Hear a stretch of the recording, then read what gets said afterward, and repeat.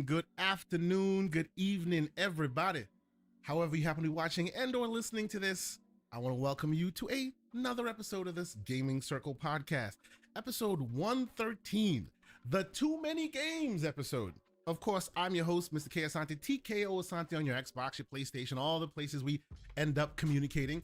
And yes, of course, you don't see my co-host, but he will be joining us momentarily. Instead, I am honored to have with me one of the gaming community's top podcasters. See him all over the place with his amazing takes, smooth delivery, and a good bit of slander for a good Saturday morning. Mr. Fuzzy Belvedere, sir. Good morning. How you doing this morning, sir? Uh-oh. Hold on. I see some oddities. Before we even get into it, I see that believe it or not, you're talking, but I don't see it moving. So before the chat comes after me, let me make sure I correct the record and make sure that people can see and hear you as clearly as they should, because if they don't, then they're gonna come for my head. Give me one moment, sir. And let me see here. 1 2 1 2, and let's see once again. Try that again, Mr. Fuzzy Boy over there. How you doing, sir? I'm doing good. Good morning, Excellent. Everyone. So all right. People should now be able to. I'm seeing the levels now. If you don't hear them, please let us know. But I think we're good. How you doing?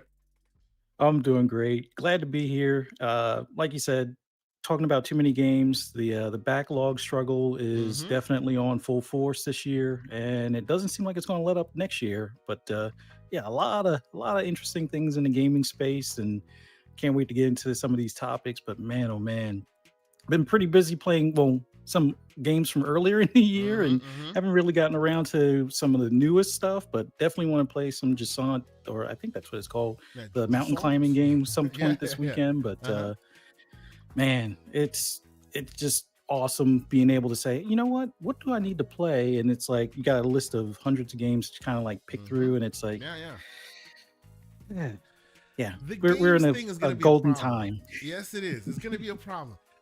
So I started this, I planned this episode some weeks in advance. We doing different things, and then new stuff comes in to change your shows, right? And we're just talking about it, and the idea was just to potentially talk about, I've seen the memes online. I tried not to delve into that. I just sit back with my popcorn and I enjoy myself. Shout out to Sith Lord and what do you call it? All the great community members who just using Bing AI to its fullest these days. I'm just gonna put it that way. I've seen Titanics with certain logos on the side. I've seen, there are terms, and I see my brother Infinite Umbra in the chat. Hooved hijinks, hashtag hooved hijinks all over the place. Hooved hysterics. And my favorite one, hooved hypocrisy. It's a whole thing, you know what I mean? So it's out there. I want to know from your perspective, like, do you see, is there going to be a time, before we get into it proper, is there going to ever be a time where we can just get back to the games proper, or is this is the world we live in now, post COD? I think this is the world we live in, at least until possibly next generation. Only because it's like right now there's a platform that's just killing it, and they have a well-planned, thought-out roadmap for the next couple of years. The other platform, we don't really have as much insight to the roadmap, but third party isn't letting up anytime soon either. Indies keep on dropping some nice, unique games in between there.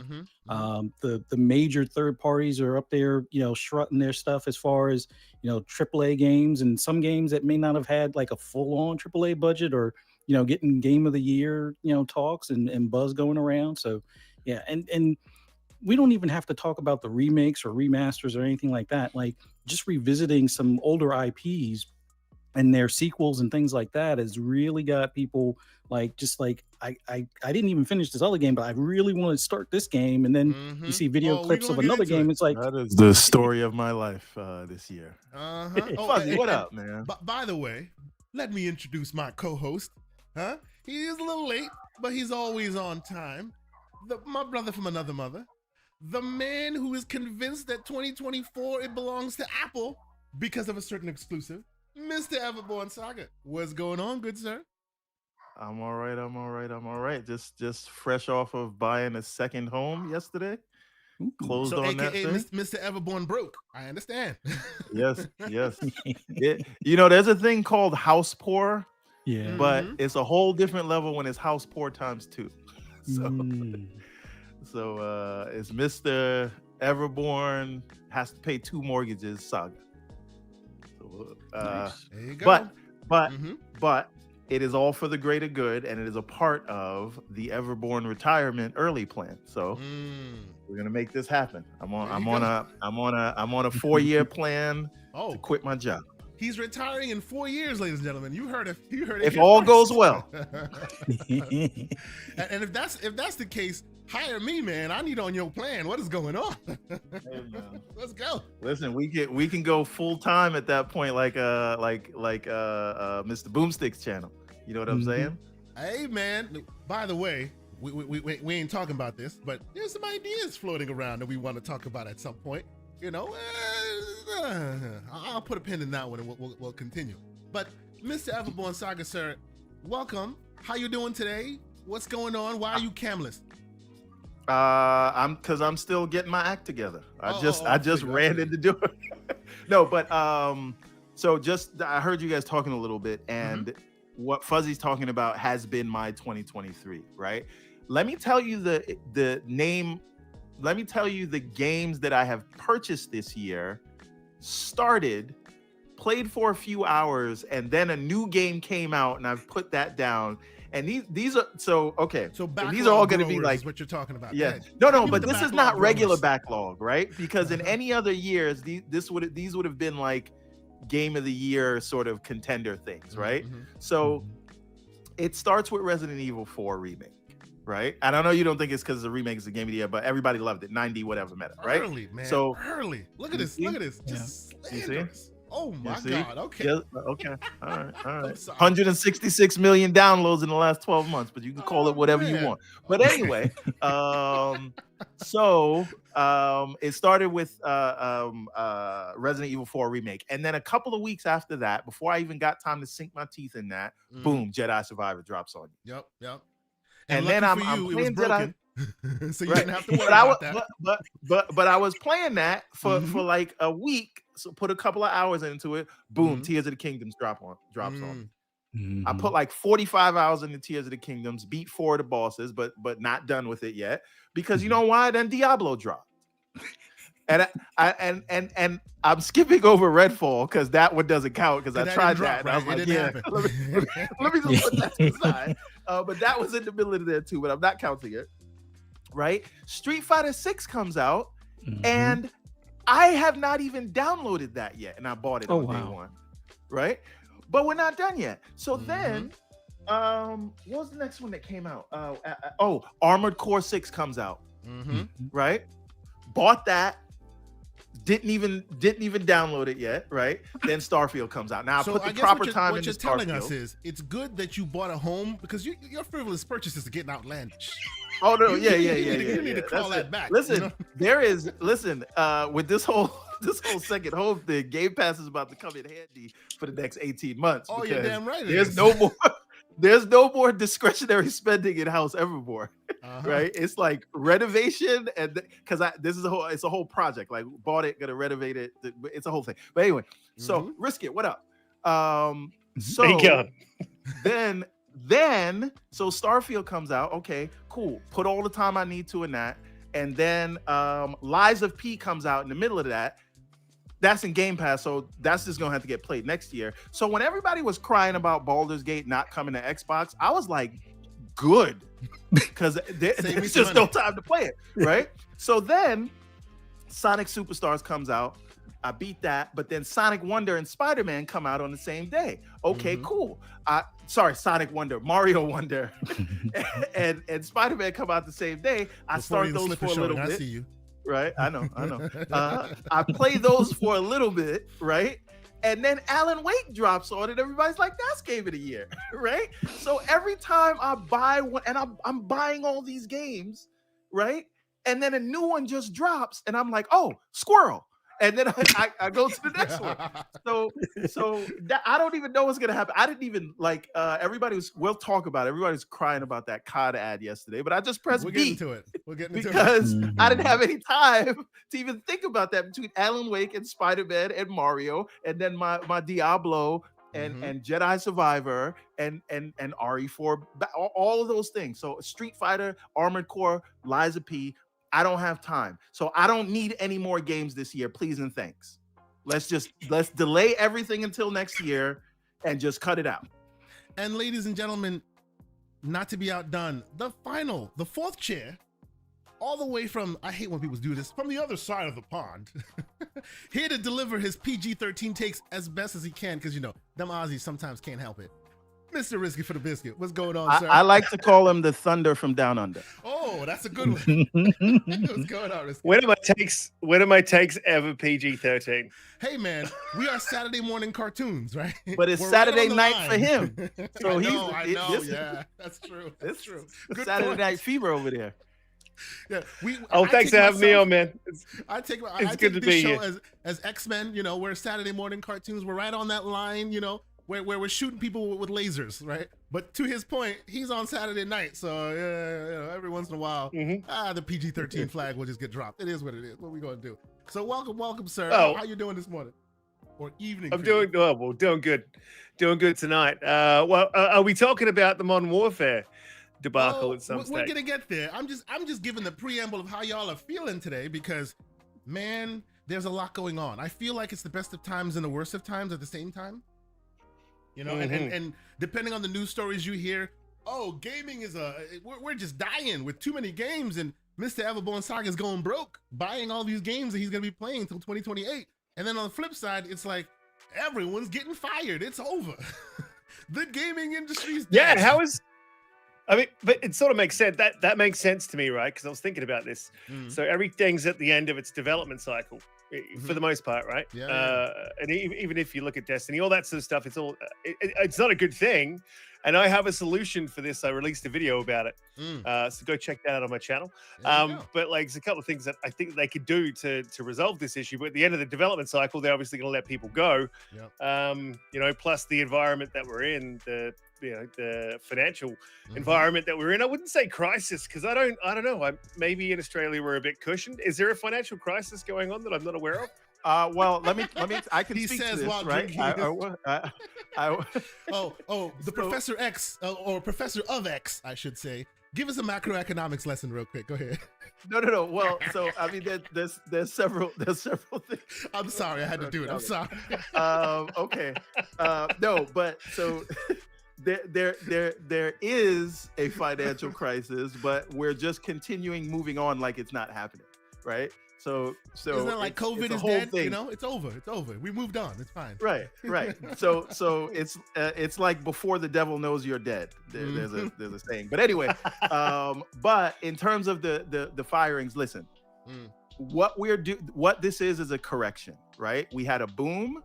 It's not really a burst, but obviously people being home under quarantine is going to be a lot. There's going to be a lot of more people playing games, and you have to hire to fill that demand. And now that is turning around. And like Riskit said, the development cycles are ending. So you don't need to keep all those people on staff, because when you're in the early stages of game development, there's certain things that you don't need happening.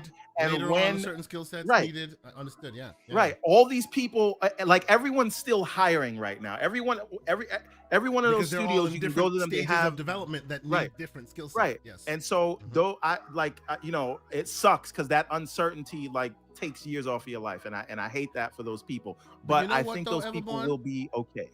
One thing, and we're gonna get into it. I'm gonna introduce it. I'm gonna say what's up to the chat, but let's put a pin in this and get back to it, because I want to ask, what does unions do to this status quo cycle that's been in the works for years? What you're describing is basically how gaming has worked. Game development has worked for years. We need you. You're hired. When we're done, you're fired, laid off.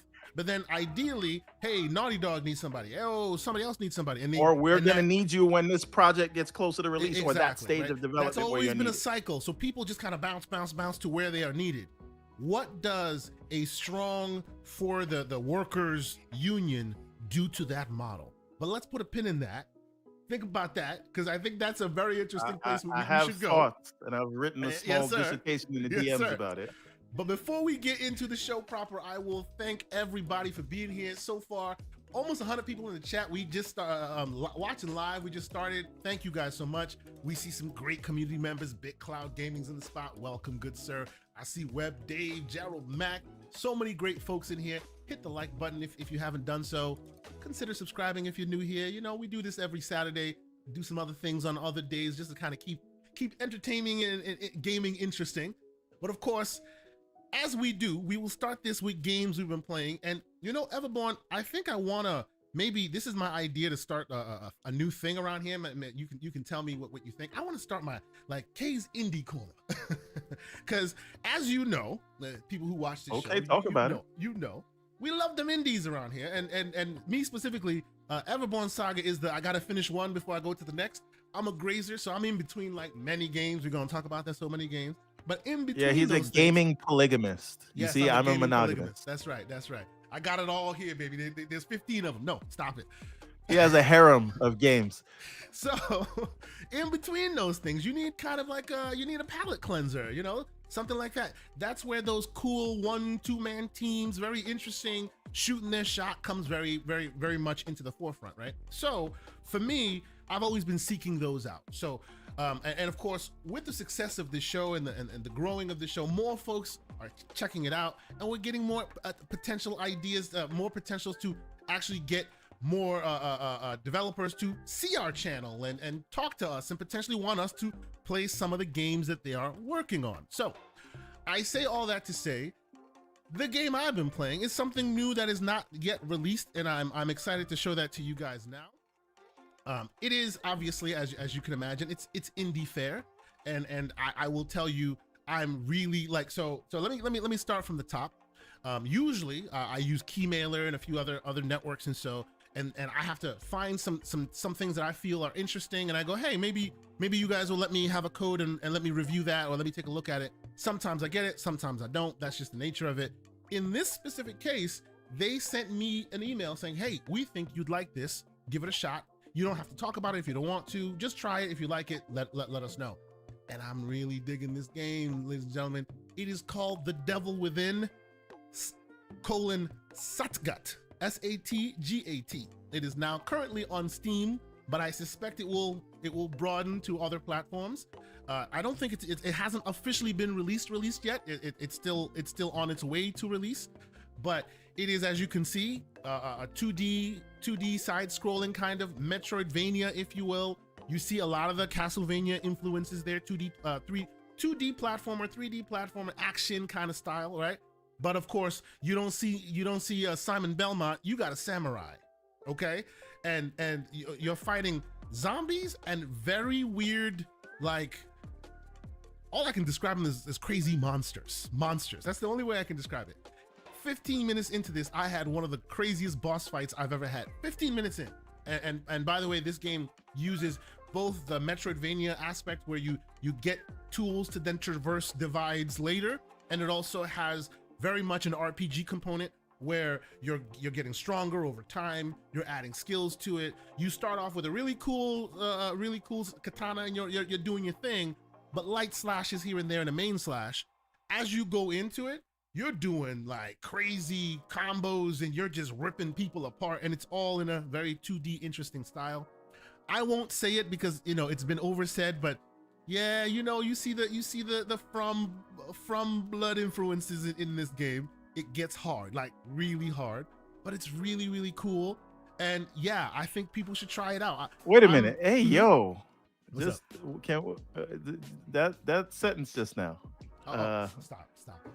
I'm just saying. Stop it. You see children here on I would have caught you in real time, but I was on mute, so I had to unmute myself and say it again. But take it easy. Developed by New Court Games and also published by New Court Games. Cool little indie. They gave it to me. They thought I'd be interested, and they gave it to you. They gave me a code. What are you doing, man? Okay. All right. I'm sorry. Forgive my co-host for his for his man baby nature. He knows not better. All right. Needless to say, I will say, if you are into these kind of games, if this interests you, and I'm about 2.5 hours in, and every single time I pick it up, 4 hours passes, like 2-3 hours pass. I started for 30 minutes. The next time I was like 2 hours in, and now I'm 4 hours in. It's supposed to be a palate cleanser that you play little spurts and then you go back to your big game. But I find myself dedicating more time to this thing than I expected. Big reason for that, obviously 2D side scroller and all that. So it sips on resources, so you can play it on your handhelds, you can play it on the little things like that. Although what I will say, in its earliest incarnation, it's not optimized too well. So like it can bring a pretty decent machine to its knees if you put it to ultra. Is it Unity or Unreal or something, or some custom? I think it's Unreal. I'm almost positive it's Unreal. Yeah. I think I saw the Unreal logo at the top. But it's really cool. Like games like this worry me in the world we live today, where it's you're just telling one me that monster after another. A UE5 game can bring a monster system to its knees. I think this is UE4 actually. I think this is UE4. I don't think 5. Yeah, I think this is UE4, and that's the reason why I'm saying optimization might be a factor here, because it's like seeing the game and playing games like of this kind, and I'll go a little PC right now. I apologize, my console troglodytes. Forgive me. Playing on PC, especially on handhelds, TDP becomes important, because the lower TDP you have, the longer you can game for. So if you're hitting 25 TDP, you got like 90 minutes or whatever. If you're 18, 17, 16, 14, the lower it is, hey, you're playing this game at 60 potentially for longer. So these are the games you kind of start queuing into, all right, this might be 18 versus 20 something. This game requires higher TDP to hit 60 than it should. So it tells me that, it's unreleased, it's pre-released. I'm sure when it hits retail, you'll get some optimizations there, but don't sleep on it. If this is the first time you've seen it, I think there may have been a demo at some point. It gets crazy and outlandish. The monster fights are really awesome. Mr. Everbone Saga, what do you think? No. So there's a big thing, and I deal with this too with my 2D platform or whatever. You have to tell the game how many things need to be calling the update class, because that's where everything happens when you're developing these things. And what I had to do in my game because I'm like developing it for PC and mobile and all that at the same time, but what you have to do, and what I suspect they're gonna have to do, and the Ori developers talked about this too, how are you gonna stream in the assets? Like, do you load the entire level at once, or are you loading too big of a space? Because you really only need to load enough so that things aren't popping in as you're walking, and that's a lot easier to do when you're on a 2D plane, because there's only a certain number of directions that they can go. So they just probably have to hone that in, so that, what do you call it? And I suspect that's why it's using so much, because they're having things that you've not come up to yet, making update calls. And it's making it a little stressful. Absolutely. Yeah. One thing I did not mention, this has Sekiro vibes. It's very much pairing heavy, but it's not pairing as in you get penalized for pairing wrong. It's actually basically, it's more Hi-Fi Rush like, in that if you pair right, you get incentives, but it doesn't mean you have to parry, I should say. Right, so it's not like Wolong, where it's exactly where parry or you're dead. No, you can slash and fight your way through the game fine, but as these guys come at you with certain projectiles or attacks themselves, if you parry right on time, it opens up a new menu for you to then get like these super ultra moves that kills them immediately. It's really, really cool. Like, interesting that you can tell their influences from various sources, and they've kind of stitched it together, and it works very, very well. It's really cool. So yes, I hope people get a chance to try it. I'm looking on their site real quick, and they're giving comparisons. If these names sound familiar to Katana Zero, of course Dark Souls and Fist, which you've heard me talk about, and all the various Hollow Knight, things like that. It's very much in that vibe. Great traversal, great combat. People should try it. It's cool. And my co-host is a man baby. Yes, absolutely. So first, Everborn Saga, what do you think? I know you're into the indies. You know, you're creating your own indie platformer yourself. Something you might check out. I know you're militant about finish one and go to the other. Yes, indie platform. No, I'm not. Like, I will check this out, but not right now. Like, I just it's too much right now. So but it is. I am gonna put it on my list, so at least they'll see that there's some interest. I will check it out at some point, but I can't do it right now. Just to complete what I was saying before, just quick crash course game development. Like there's go. When you're using something like a Unity or an Unreal like that, there's an update class that's a part of the engine. So anything you put in there will be called at whatever frame rate you're running it at. So you'll put any functionality for any object in your game, and if you're running at 60 FPS or 120, that process has to happen that many times per second. So what you want to do is limit how many things are calling that update class, and you can do it based on the range of how far it is away from you, if it's an open space or what the camera's looking at. But again, we're talking about 2D, so it's just going to be on an X and Y plane is what I do. That's what they did in Ori as well, to say, okay, we're going to bring this in, and then you can load things on the fly. So even though you're going to come up to it in 3 seconds, you have that loaded in front of you, right? So how far out do you want this thing loaded? And if you dial that in, you can get great performance on a 2D platform. I suspect that. So it's the update class. Any functionality, it's a universal update class, and that gets called by all classes in the project. So that will do it. Let me and if I understand this correctly, because you have a far better understanding of it than I do for sure. But let me see if I get this right. It's about you being in a key position, right? And assets. There's different ways to do it. I'm just telling you how I do it, and it happens to be the way Ori did it. As you can see, like for example, for as you guys can see the camera that I'm in right now, right? Here I am, right? You can see me, right? And there are things that are on this side that will load in, and things that are on this side that load away. And the key for the developer is to find a way so that when you're moving, everything in frame is perfectly aligned like it's always been there. But as soon as you move forward, the things in the past have to go away or get out of memory to free up resources to load what's ahead of you. And the key is to make that cycle work so well that the person in camera never sees the difference. And if you overload on the front, you lose things. If you load, you see, this is the game that's being played here. So very cool. And then you got to manage like the garbage. Well, memory is one thing, but I don't think the issue with this game is memory. You're talking about the frames that it's getting. They have like cool smoke effects and cool. They're going hard on this game. So memory is one side of it, where you want to like use the garbage collector and say, okay, empty everything that you had loaded so that you can load more. But that's not what it seems like what you're explaining here. It seems like it's a processing issue. So you just want to make sure you're loading those things, or at least not running the update call until you need it. So memory issue is going to be what you loaded, but calling your update thing, you can say don't do anything in the update class until the player is this many pixels away or whatever, right?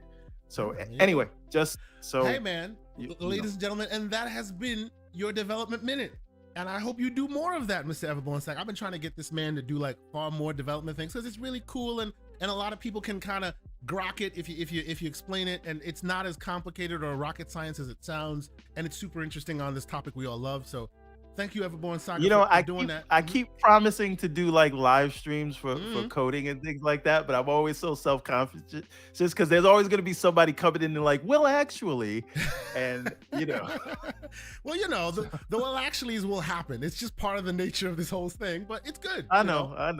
It's all good. I got to do it. I got to make time. That could end up being helpful there, right? Exactly. Well, actually, this is a way that could save you half an hour, and you're like, oh shit. No. It's true. I instead of going to Stack Overflow, you can get like stuff in real time. Or you can talk to old ChatGPT.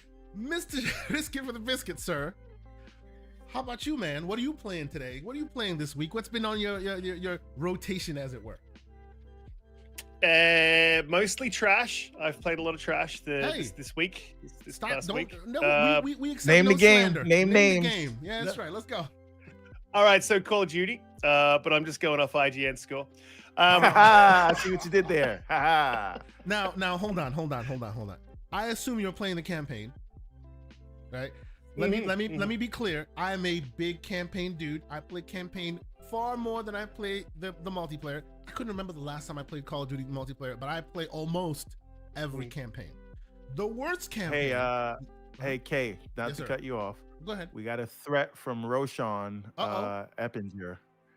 He says mid-roll ads are on, and he says he's gonna have to stop watching if they keep coming on. Roshan, I don't know if that's in our control. It's not our control anymore. I turned it off, and now Google is saying you have two choices: either we make it aggressive or we make it conservative. But the ads are coming. I can't stop it. I can't turn it off. I turned it off when they gave me the choice.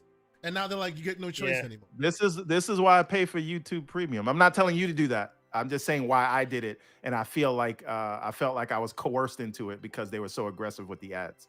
Roshan, that's a thing that they're doing. They're sort of rolling that out. It hasn't hit me yet. I've still got the option to insert mid rolls during the live stream myself, but I think if you do that for and you don't insert any, after a while they start inserting them.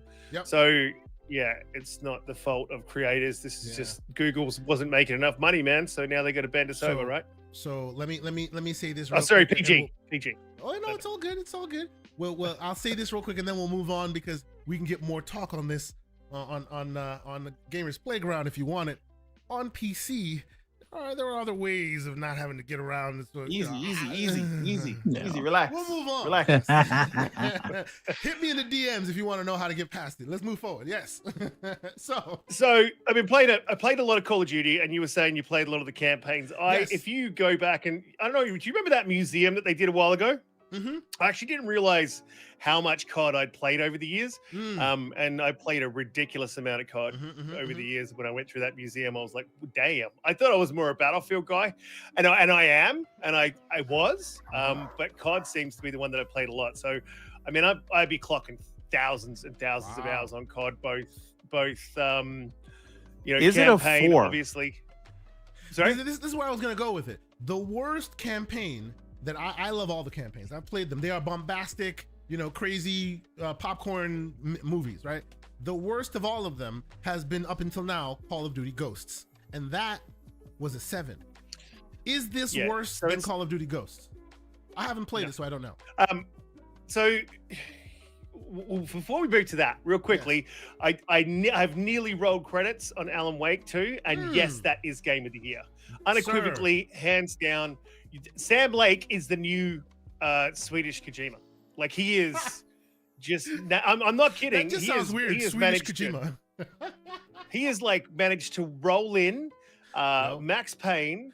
Control. Stop. Don't do spoiler talk. We do no spoiler talk here. This is not spoiler. Like, this is he's connected the universes of all of his games. Yes. Like, and he's done it in such a masterful way that it none of it feels out of place. Like it was an afterthought, and hey, we're gonna add this game in, doesn't quite fit, so let's try to make it fit, and here's an awkward fit for it. Doesn't feel like that at all. Feels like it was feels like it was planned. If you want to relate it to something, maybe Pirates of the Caribbean. They made that first one, and they were like, damn, that was really good, we better make another one. And it didn't feel like, even though the first one felt final, the second one didn't feel like they'd sort of rolled on and tried to awkwardly retrofit a second one on a sequel onto the back end. That's sort of how smooth it was. Back to COD. So I couldn't believe it, because that news hit, that score hit just before we went live my morning. I think your night, last night. And I was like, what? I was what? 4? Are you for real? I'm like, so I read through the dude's review and twice. And he makes some pretty valid points. Like, he's not wrong. It's probably one of the weakest campaigns, and I am probably now 7 missions in. One of the weakest campaigns, so that's about halfway, that I have ever played. It feels So it has a curated, obviously, more linear missions, but they're not completely linear. And then it has your open missions, and your open world missions are sort of cut from. It feels like Warzone, and then quick, you sort of forgive me. No need to catch it. Paul, just pause on your thought there. This is the opening of Alan Wake. I say that, no spoilers, the opening of Alan Wake. And if you're squeamish about old people and body parts, here's where you turn away for a little while, because you're about to see some stuff. Anyway, continue, sir. Oh, yeah, it's very interesting beginning. Yes, I was like, damn! Indeed, they put it on the table quick. I'm sorry, continue. I was like playing with one hand, like... yeah. So look, it's the open world... shocking when they roll him over. You're like, oh, come on, man. Oh, damn, man. Man babies. But so like the open apologies. the open worldness of it's basically running a mission in Warzone, and it feels phoned in, like really phoned in. The linear. So people bitching about the story too, and it's like, why are you whinging about the story? It's like, see, here's a couple of things to get it off the table. So if you're whinging about the story, shut up. Like, they've never been good. They've always been. They've never been popcorn, like, you know, oh my god, yeah. This is like changing my world. No, it's a typical like, you know, action story. Who's that guy that made Transformers? Can't think of the name of him. Michael Bay. But you know, typical Michael Bay, right? Yes. Okay, and I've seen a lot of this online, and I'm like, man, you just have not played the game, and you don't know what you're talking about. They're like, oh, it's a 4 or 5 hour story. Like, but that's not the lowest story. Like, this is not the shortest COD. Another COD, which has higher reviews, is shorter than this one. So, definitely. Yeah. I guess I haven't played fully, and I will, because I play all of the COD campaigns. But I guess what I've noticed is, when you read the details of these reviews, you tend to see that the content is valid, but then the score is made to be salacious, right? So the content would have equaled maybe a 7 or a 6, but then they hit it with a 4 because they want that click. Am I wrong in that? Yeah, so here's my thing with this, right? So, and I compared this to Quantum Error. Okay, but here's the thing: with that game was broken. There was parts of that game that completely untextured. There's game breaking bugs where you have to like start broken, the whole game, right? And it got a higher score than COD. Broken. And it got 5, right? Yeah. So then you look at COD, which has fantastic mechanics, great graphically, performs well. Like I haven't had any drops or anything like that. And realistically, the only sort of criticism you can really level at it is it feels phoned in. It really does feel phoned in. I would give it a 6, 110%. It's a 6. It's not a great campaign, and that would be a fair score. How? I know it's PG. I don't want to say that word, broken, but like how really the hell? Broken. Yeah. How do we get to 4? What's this guy's scoring level? Like, how does that work? I don't know how what he thinks a 4 is, because I mean, if you're talking. And so that real quick, and I'll let you interject, everyone. The reason why I bring this, I want to tease this out a bit, is because people. Oh yeah, this gets bad. People have a lot of conversation on a Saturday morning. Forgive me. Have a lot of conversation about, you know, the thought that, oh, this could be potentially, you know, because it's Xbox, right? Because it's now part of Microsoft. Now all of a sudden the kid gloves must come off or whatever, right? And I always contend with that, because I feel like that's just so simple and reductive, and we should be able to be able to have more nuanced debate and conversation about it. But more and more, these things pop up, and I just can't help but go, there's another point for them. There's another point for them. Is this another point for them? I'm the same. I know you were saying. I'm the same. I don't want to have this. Sorry. Yeah. Oh no, go ahead. I've been trying to get away from this, because this whole like it's a bias thing. But, you know, we've spoken to Paris, and Paris is like, I don't believe this. I've spoken to Ty Guy Travis. I've spoken to we know heaps of guys throughout the industry who are in media who aren't really biased. Like, and we know these guys are genuine guys, right? But how does this keep happening? How do these points keep going on the board for like? This just seems too coincidental. Like, and it also doesn't happen for anything that's a Sony game, but that's neither here nor there. The thing is this, right?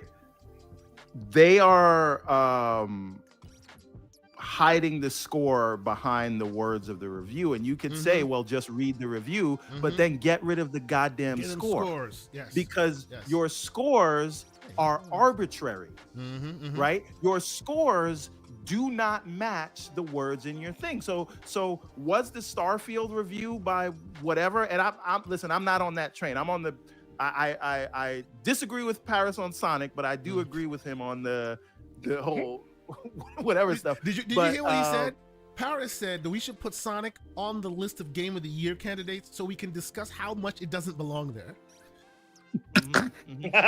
So Paris completely wrong about that. However, right?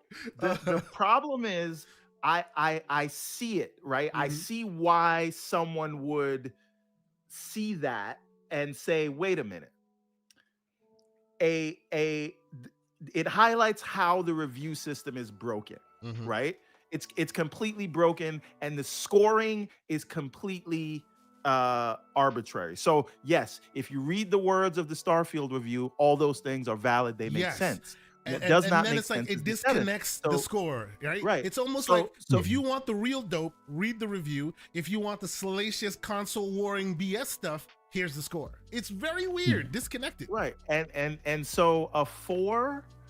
Again, I'm gonna leave this to your know-how and your knowledge. Risk it because you are an avid COD player. I am not. The last COD that I played was I think Advanced Warfare, the one with Kevin Spacey. Is the last one I played, and that was like 2014, 2015. That's a bad one. It was before Kevin Spacey was canceled, and then yeah, right. Yeah.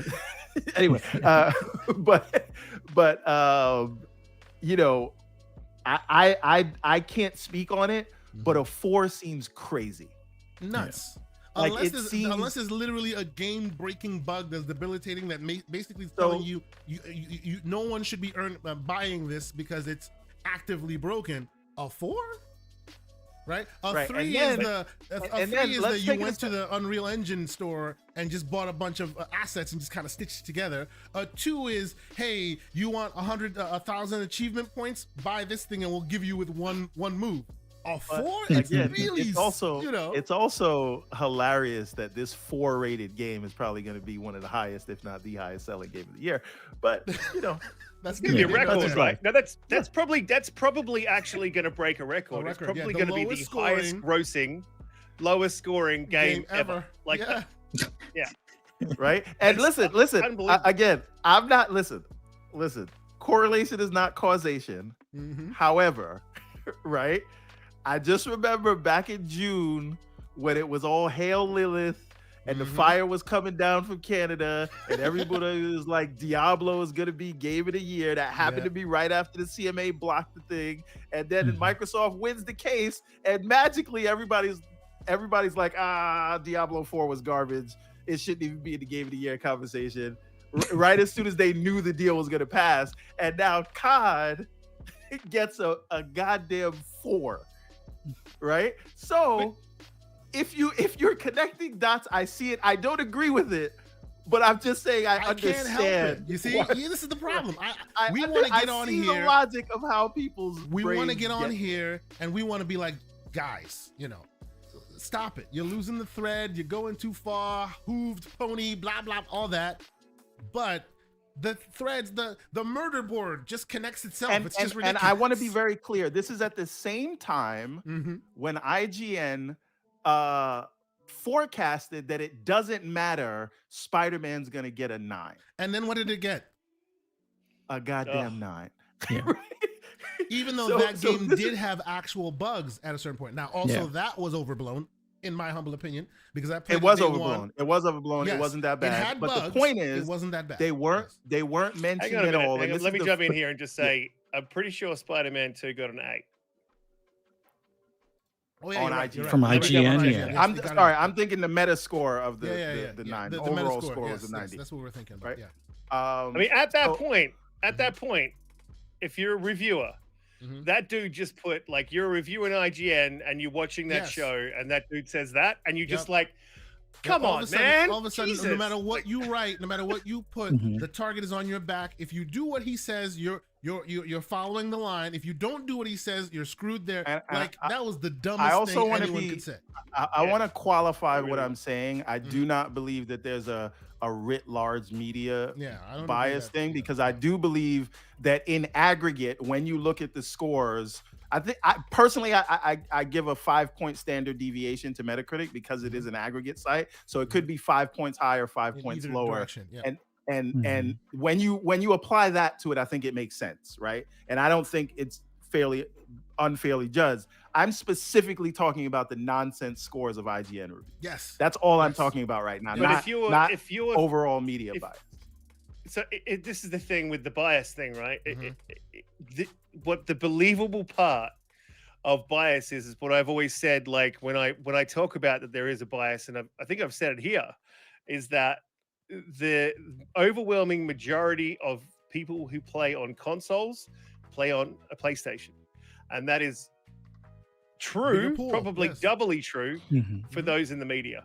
And so they just have an unconscious leaning towards PlayStation. I mean, it's provided them with some great experiences over the years. Blah blah blah blah blah. Quality. How many people know that Alan Wake 2 plays best on Xbox? Probably not many, because all you hear about is how it plays on PlayStation. When you see comparisons to PC, it's PC versus PlayStation.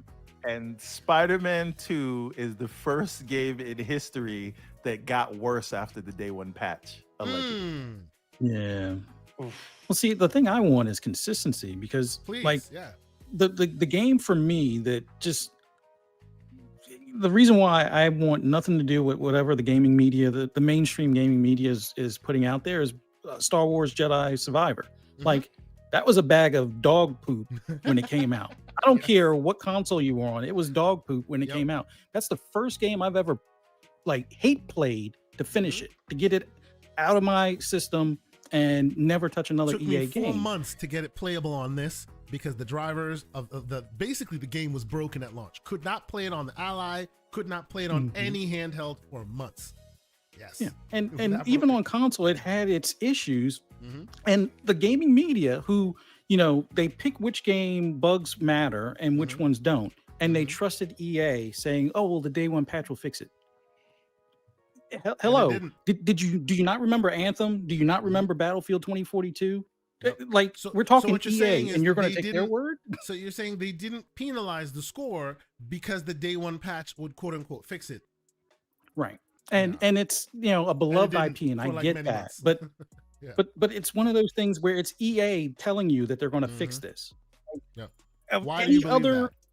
Any other studio, I won't even say any other studio, any other IP, they would have been like, oh no, this is a 7, and we might revisit it if it's fixed. But oh well, it's Jedi. I mean, it's Star Wars, so they'll get it right. They've always gotten their Star Wars games right, even if it's a year or two later. And it's like, how is it a 9? This is not a 9. I don't care. And not the crap on the story, but it was for me, it was predictable. It's I hated a certain character from the day I saw him in the game. I'm like, I'm gonna have a problem with this guy in the end. I can see it right now. There's no way that it was. I won't say it was a lazy story, but it was more predictable than even what Disney puts out in the theater. And it just, that was the game that kind of broke it for me, at least from, except for a handful of reviewers out there. As far as IGN, they're off the list. I mean, they were already kind of off the list with the whole Xbox Unlocked, with the Tomb Raider versus the Final Fantasy 7. They projected that a long time ago. Yes. But it just seems like the same leeway that's on a beloved IEP doesn't, an Xbox IP doesn't get that leeway, except for when it's not in competition with anything on PlayStation. Before Forza was in direct competition with an updated Gran Turismo. Gran Turismo takes them 10 years to make a game. So because of that, it's we can give Forza a 10 out of 10 or 8 out of 10 or 9 out of 10. But the minute it has to compare with the big dog, all of a sudden it's lacking. Again, let me ask you a question though, Fuzzy. Fuzzy, just 1 second. Did you play? 1 second. We just ultimately, this is really about what we're talking about, I think, and you guys tell me if I'm wrong. This is just an issue that scores mean nothing, and we have to get rid of them. Yes. We have to just not pay yeah, attention. It would make everything better if Sorry, there were no Risky. scores. Yes, please. Yeah. Risky, go ahead. Did you play Cyberpunk and finish it, Fuzzy? And when did you play it?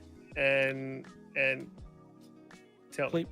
Played it at launch on the Series X, and didn't finish it because I ran into a few bugs. They weren't like pissing me off type of bugs, but they were ones where it's like, okay, I'm pretty sure this will get patched. And then I set it down and then came back to it later after the whole to-do and stuff. I would say that's another one that for the amount that I played, it wasn't a 10 out of 10. Was it an 8.5 or 9 out of 10? Sure. But the bugs that I experienced weren't anything like what was talked about on the previous gen console. So that's one where there's almost like situations where there should be a caveat. Like this game is a 9 on this particular console or on PC, but do not play. Like this is a do not touch on Fuzzy, this platform. Fuzzy, it's kind of like what we were talking about where folks use quote unquote journalism mode whenever they play a game. You can tell us you can play it on journalism mode, but then tell us you did that. Qualify it. Hey, this is a game that was played on easy and easy alone. You know, hey, this is a game that was reviewed on Series X. We don't have any footage of any others. You know, and we think that it might not be as great on that. You know, those qualifiers might kind of help alleviate some of the stress, but you know, it is what it is, man. I think I hear you on that. But now, I guess one thing I'll say. So Michael Patton says something. All people have bias. The gaming media should just admit it. Yes. And honestly, I think that's really the issue. That's the issue, right? Yes. So the thing is this. You know what I love about Jez Corden? He'll tell you straight up he's an Xbox guy. That's right. He'll put it right out there. That's it. Yes. And you can qualify anything he says with that. That's right. Right? Yeah. He doesn't say when people call out the thing they see. Listen, even when I watch CNN, I know who the conservatives and who the liberals are. Yes. Right? Yes. And then you can qualify. Keeping it to gaming, Xbox era. They are Xbox era. They are not era. They are Xbox era. Call it PSIGN. It's fine. We'll understand. And so what pisses people off is when someone says, "Hey, you might have a little bit of bias in your tea there," and then they look at you like you're crazy. Like you're crazy. That's like you have two heads on. You got all this evidence in front of your face, and let me just call you the worst thing. Listen, you're just a fanboy, so I can disqualify any critique that is coming from you. That is what's galvanizing the community to make people go nuts and go console warring. Just admit it, and we'll all be cool. But every time we have to fight our lying eyes, then the pitchforks come out, and more pitchforks come out, and now we got to be like, but we see it, and then we got to fight people about it. So this is the thing. Like I disagree with Everborn. And anyone who bought and played Cyberpunk, you're part of the problem. I bought it and I played it on. Let me say this. I bought Cyberpunk on the Series X, and I was like, nope. And then I went out and bought a $3,000 PC. I'm not saying correlation is causation, but I did. And then I played it on the 3080. Everborn and I loved it. And I put it on. I put like 90 something hours into it, maybe 100 plus. I beat it when it came out, and on the PC there was some like funny bugs, like a cigarette that just kept getting reprinted in the world and things like that. But the experience and the story and the graphics were all amazing, and I mean, it took me $3,000 to get there, but it was great. It was great. And for me, I played it day one on similar 3080 system, so like it's all subjective depending on where you happen to have played it. So I'm sorry, go ahead, Risk It. So they were panned for like heavily panned. The scores varied, like and bears out exactly what you're saying is a very subjective experience, right? So PC got 86, Xbox One was 61, PS4 57, Xbox Series X was 87, and the PS5 was 75. I mean, it probably lost points for not being third person over the shoulder. Let's be fair, there was no bow and arrows, and you didn't have like a companion constantly. So I mean, I'm telling you all the puzzles.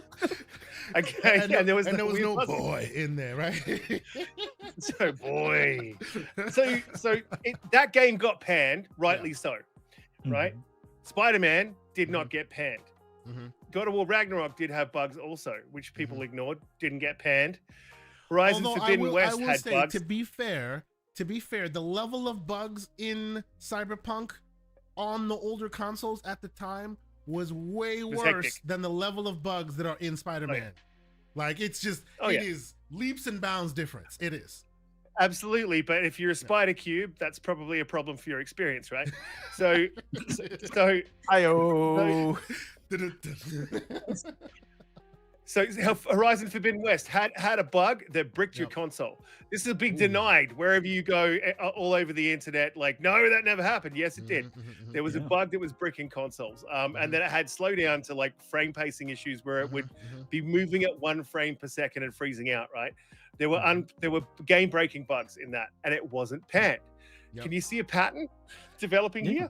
So, Starfield had bugs. Hilarious bugs. Starfield had the hilarious bugs, and it got panned for those bugs. So I don't think it's just to Xbox. I think it also extends to third-party games as well. They will get panned.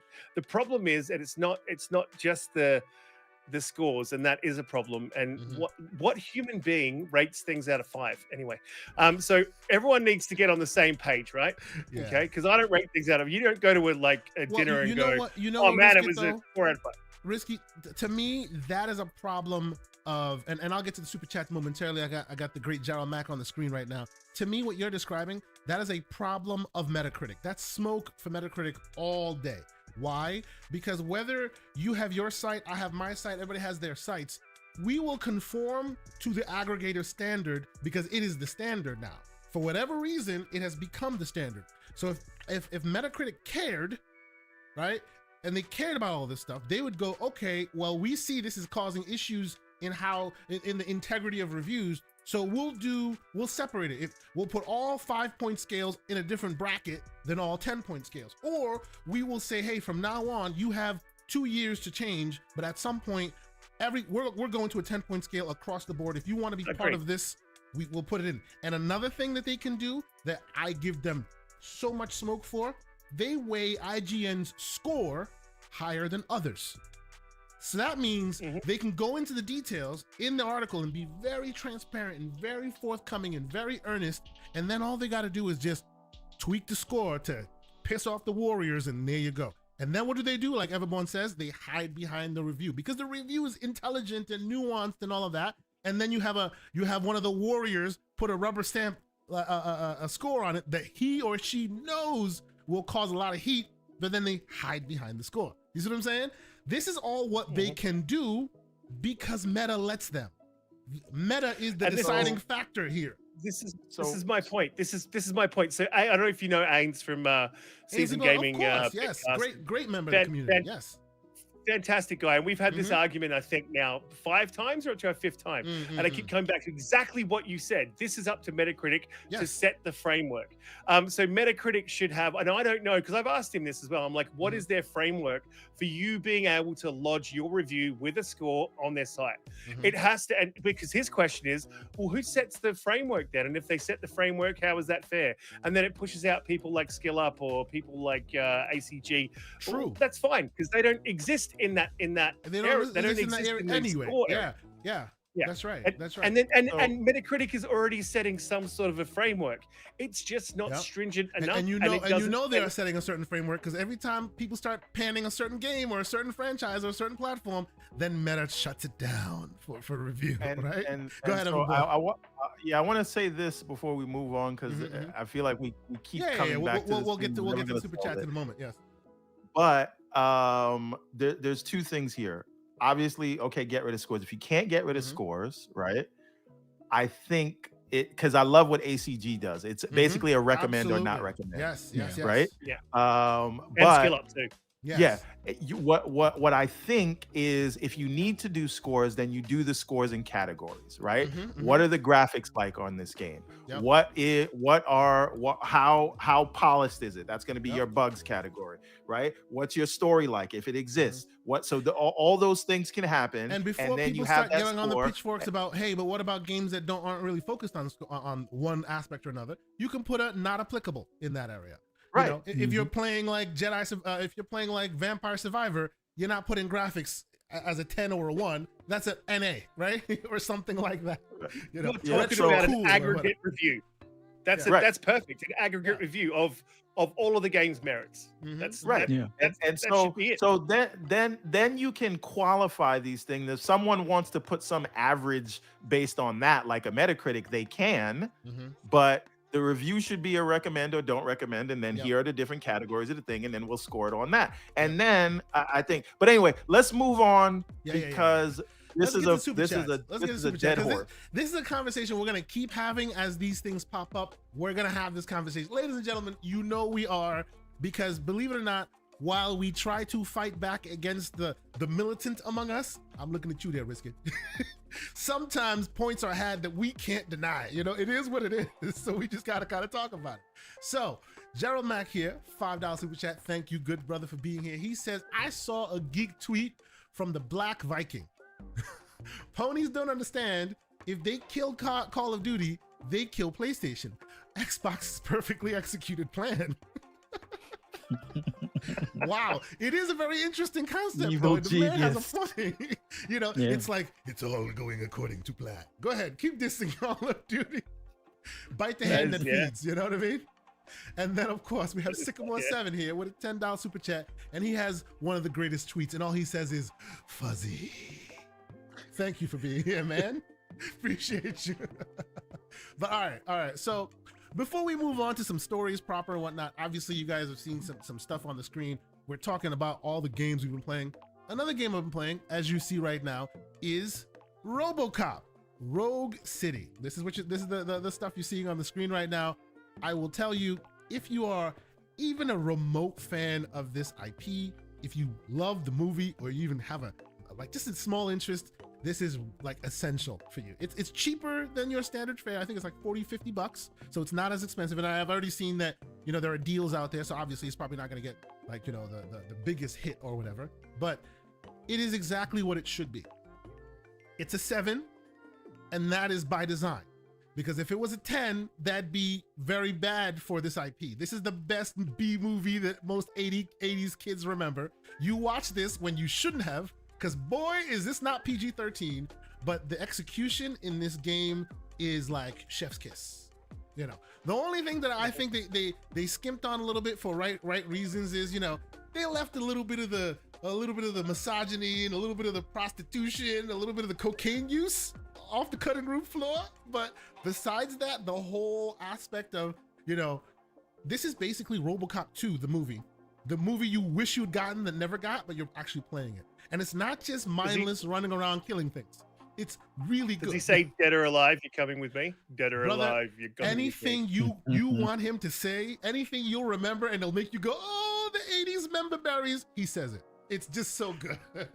It's like somebody who's the actual like, dude, right? Yes. Yeah. Oh yeah. It's the actual dude. Yeah. It's the dude. Yes. It is his face, his voice, and the ones that they couldn't get, they approximate so freaking well. You're just like, this man, I see you. I don't know who you are, who made this game, but you and I connect because you're me. We hung out in the 80s because I love this franchise as much as you do, and you put it in a game. This is really good. You know, but like I said, it's a 7 because it should be. You know, if you haven't played this, if you don't know this IP, yeah, he's a lumbering tank because he's a lumbering tank. Yeah, he's slow because he's slow. You know, he's weird with his dialogue because he's weird with his dialogue. That's this movie. That's what it is, right? And it's not just, you know, most people see this and they go, oh, well, it's very simplistic, right? And there are some simplistic aspects to it, but you don't want it to get complicated. You don't want them to reinvent the wheel. I swear, from a storytelling and a world building perspective, it's like they took a screenplay from a movie that wasn't released and they added gameplay to it.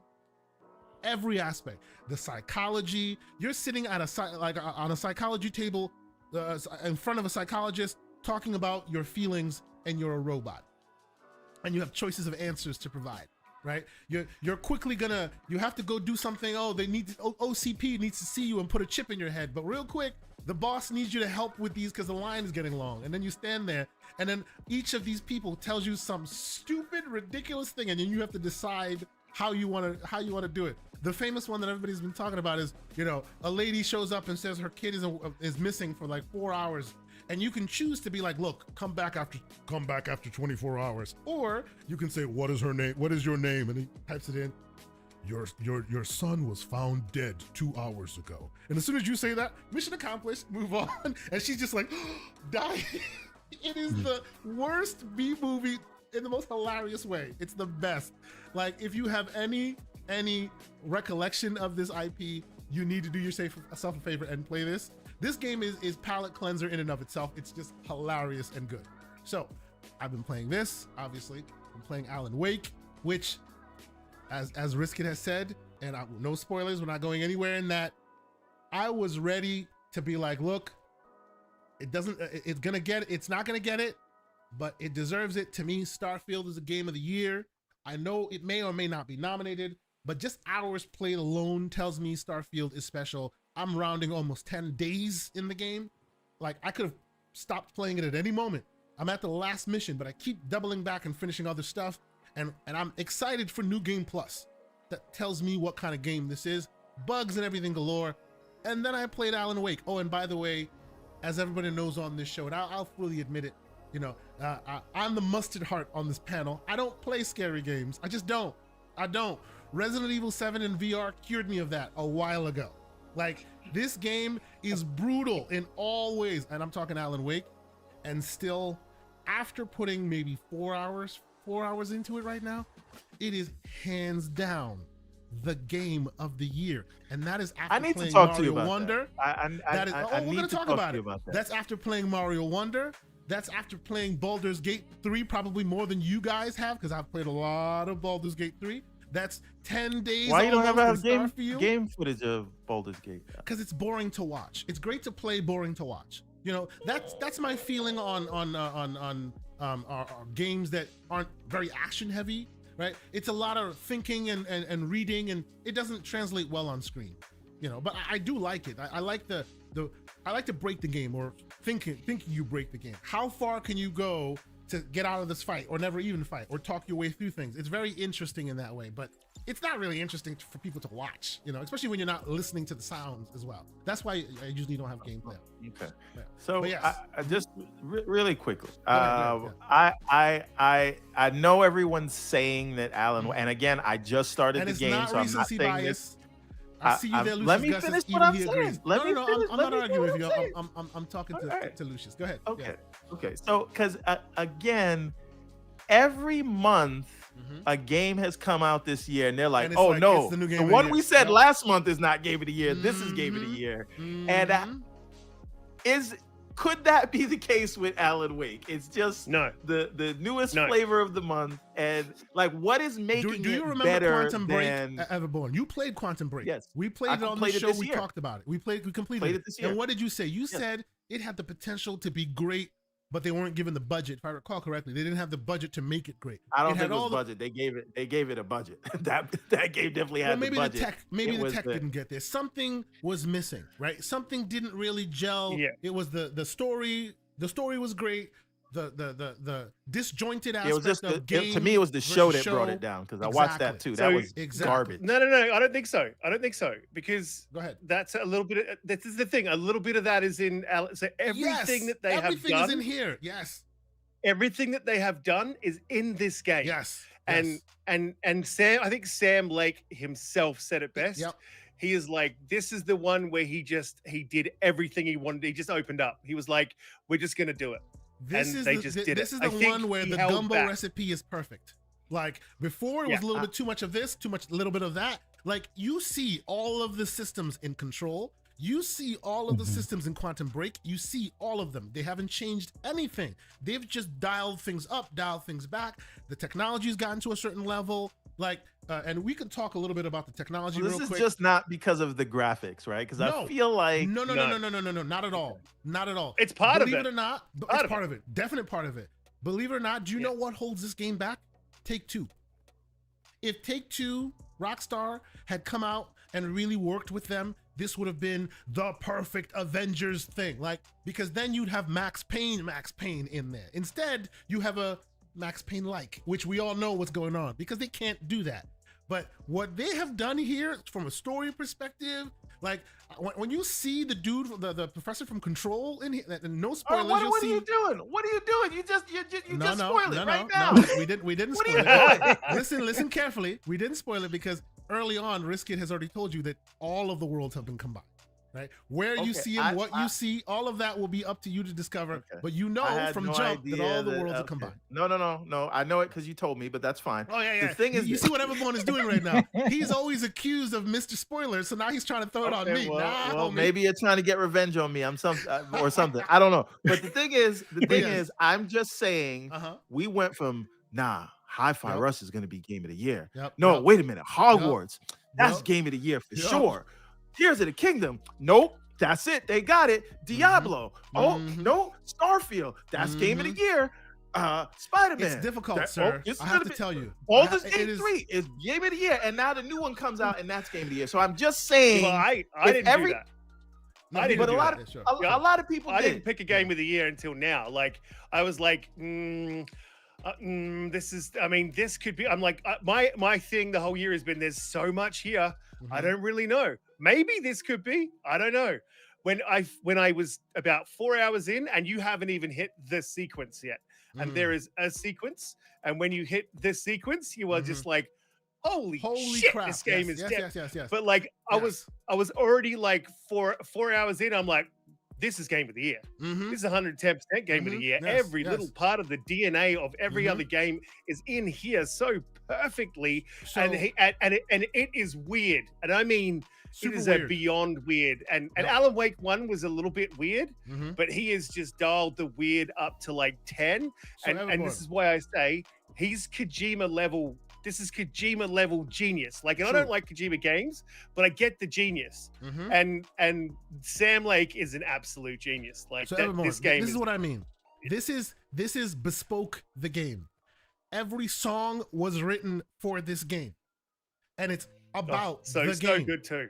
Every show you see it is actors acting put into the game for the game.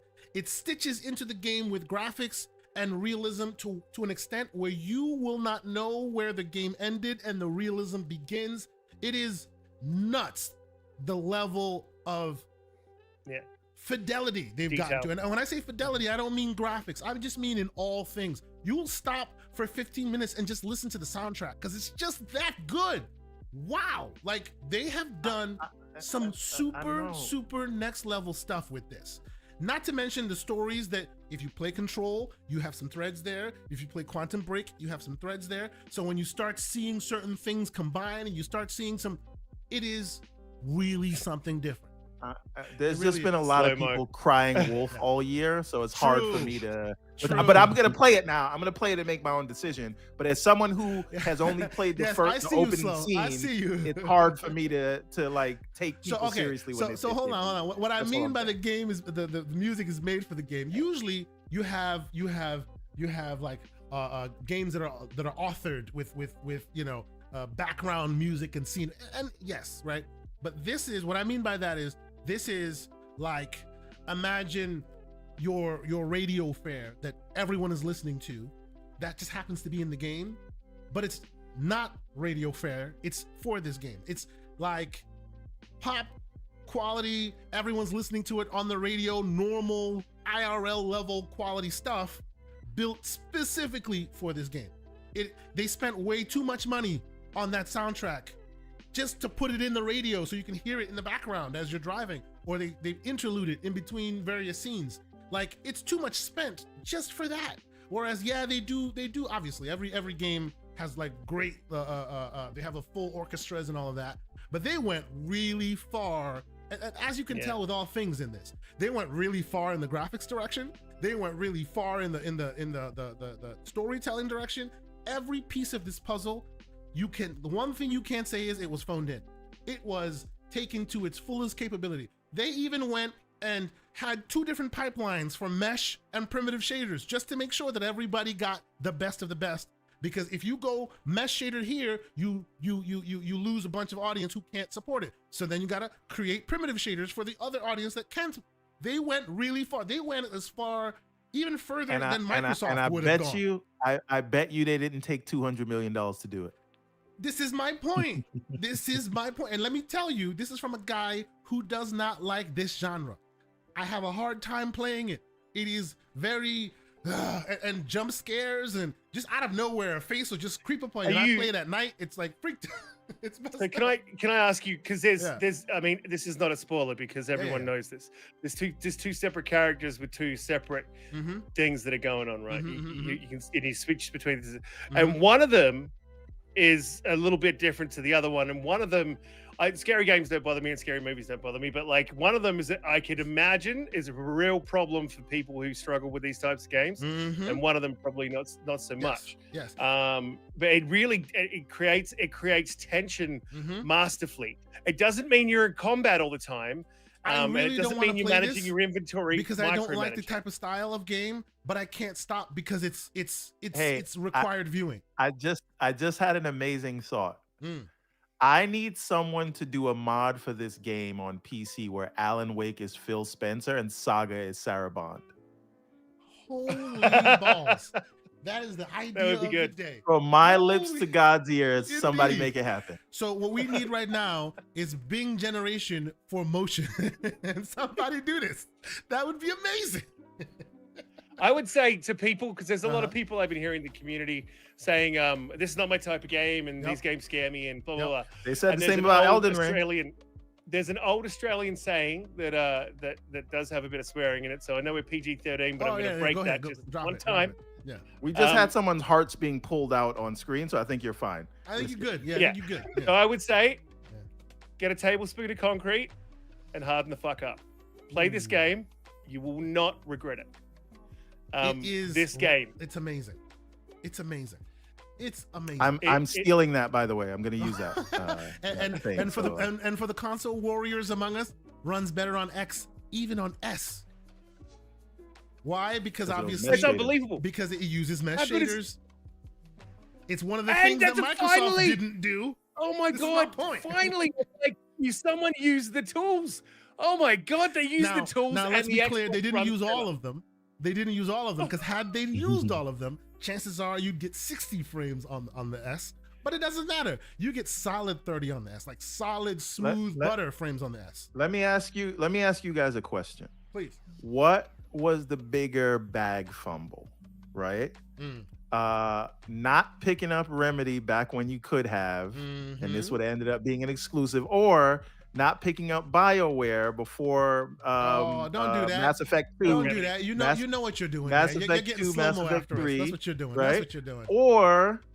Or not picking up the Insomniac. No, I don't. No, not Insomniac. The guys that do Titanfall. Bro, Insomniac is prolific.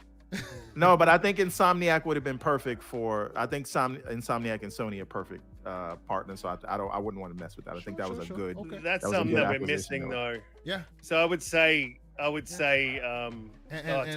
Guys, that's the answer. And by the way, I appreciate you saying that they're perfect partners, but they're still riding on the coattails of the engine they built for Microsoft. I'm sorry. Sunset Overdrive says, hey, but let's continue. I think anyway. Risk it. You were saying something. No, I mean, I would say, but the thing is, that Microsoft just doesn't have a Spider-Man. It doesn't have that big Hellblade. It doesn't have anything yet like that. So, whilst they fit nicely in with the Sony, I'd agree with that. But just for the sake of we don't have that genre of game that's big, I would say Insomniac would probably be the biggest miss. But Remedy, honestly, and there's talk about people buying Remedy now. That's something I want to dispel because I've had this argument with a couple of people, and I usually sit back on these. Risk it having arguments with people? No, that doesn't sound like you. But so a lot of people will tell you that Remedy has not been successful, and that is not true. So they have been financially successful every time they have made a game, just about. Not every time, but just about. But their success has been incremental. They haven't just come out of nowhere and gone bang. And that's why everyone And then Control is the best game that nobody played, is what everyone tells you. But what you need to know is after Control was released, they had their best financial year, I think, ever. They released Control 505, like 4 different variants and this and that. They took a lot of bags. They were good. Control was a financial success. Absolutely. And they are not. I do not think you can get Remedy now. It is too late. So I think you're wrong on that. You can do it. I think you're wrong on that. You can definitely get him, but the bag has doubled with this game. Yeah. That's the thing. When you had them before, just like Insomniac, right? Back in the day, Insomniac was purchased for $300,000. Was it $300 million? I think it was $300 million, right?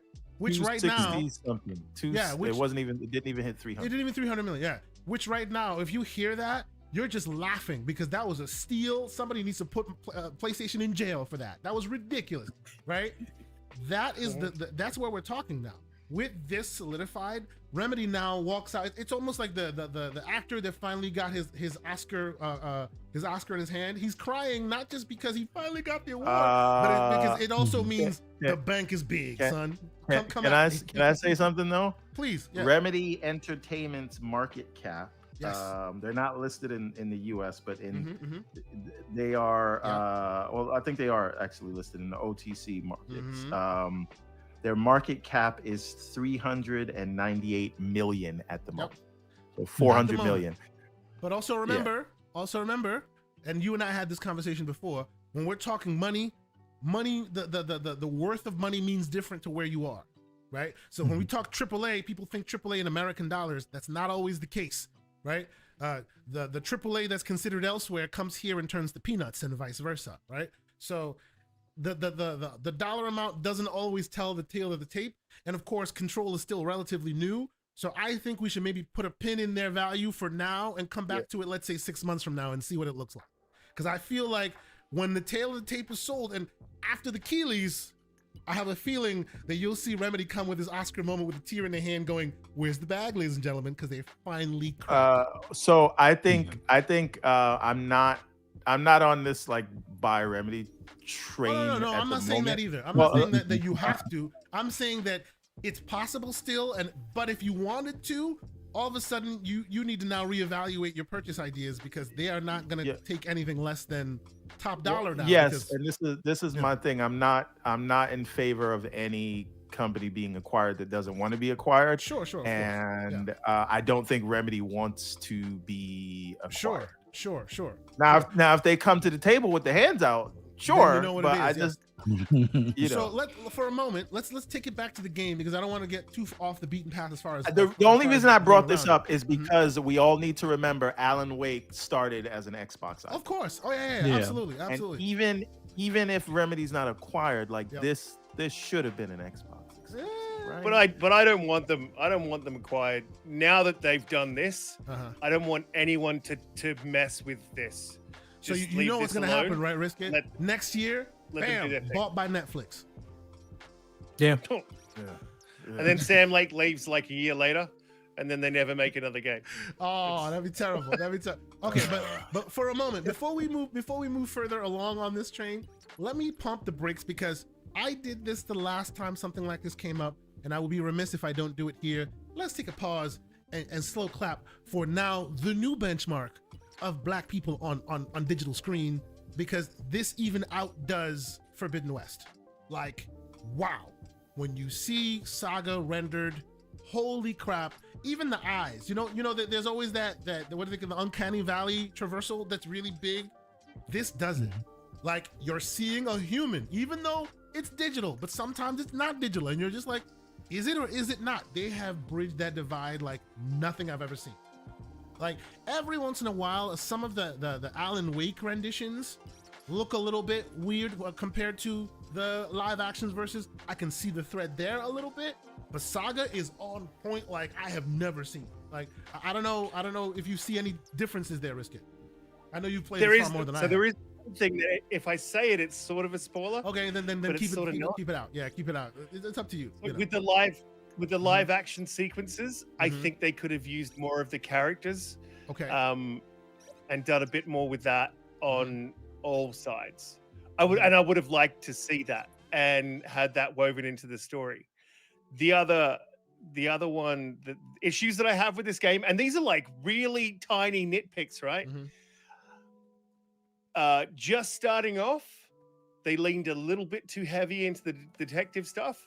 Okay. Because for a minute there, I was like, oh, come on, man, I just want to get. So are you telling me in the later of the game it'll be less detective heavy? No, it stays the same, but I don't know if you noticed there's a section at the beginning where they sort of teaching you the board, and then you spend a lot of time doing that. So you're probably in there for about a half an hour, I think. Yeah, I enjoyed being there and figuring it all out, and I thought it was really cool how they made the detective stuff really valid. I actually was like, hey, the next Batman game that inevitably will come out, take some lessons. This is the detective work you need to be doing, you know? Yeah. But again, really cool. it's not even across the board like that. And I think you could have done more on the other side too.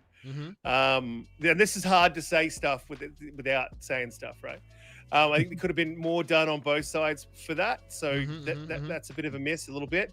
The other thing is the music is fantastic, and you don't even know the half of it. You are not at the sequence. Gotten to that 4 part. hours in, you are not at the sequence. Yet. And when you get to the sequence, and you'll hear Skill Up talk about it, when you get to that sequence, you were just like, man, yes. It's so good. It's so good. I restarted the level when I got to the end of it so I could play it again. Anyway, but the radio. So you have a radio. By the way, you have a radio. This is me taking screenshots because I've never seen a black woman rendered so well on screen. Like, holy crap!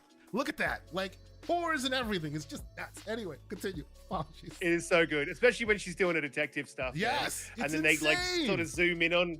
Yeah, it's so good. It's really, really good. It's amazing. Like graphically, it's amazing. But it could have been poorer graphically and still been as amazing. Good a game. Yes, they didn't have to go this hard with it.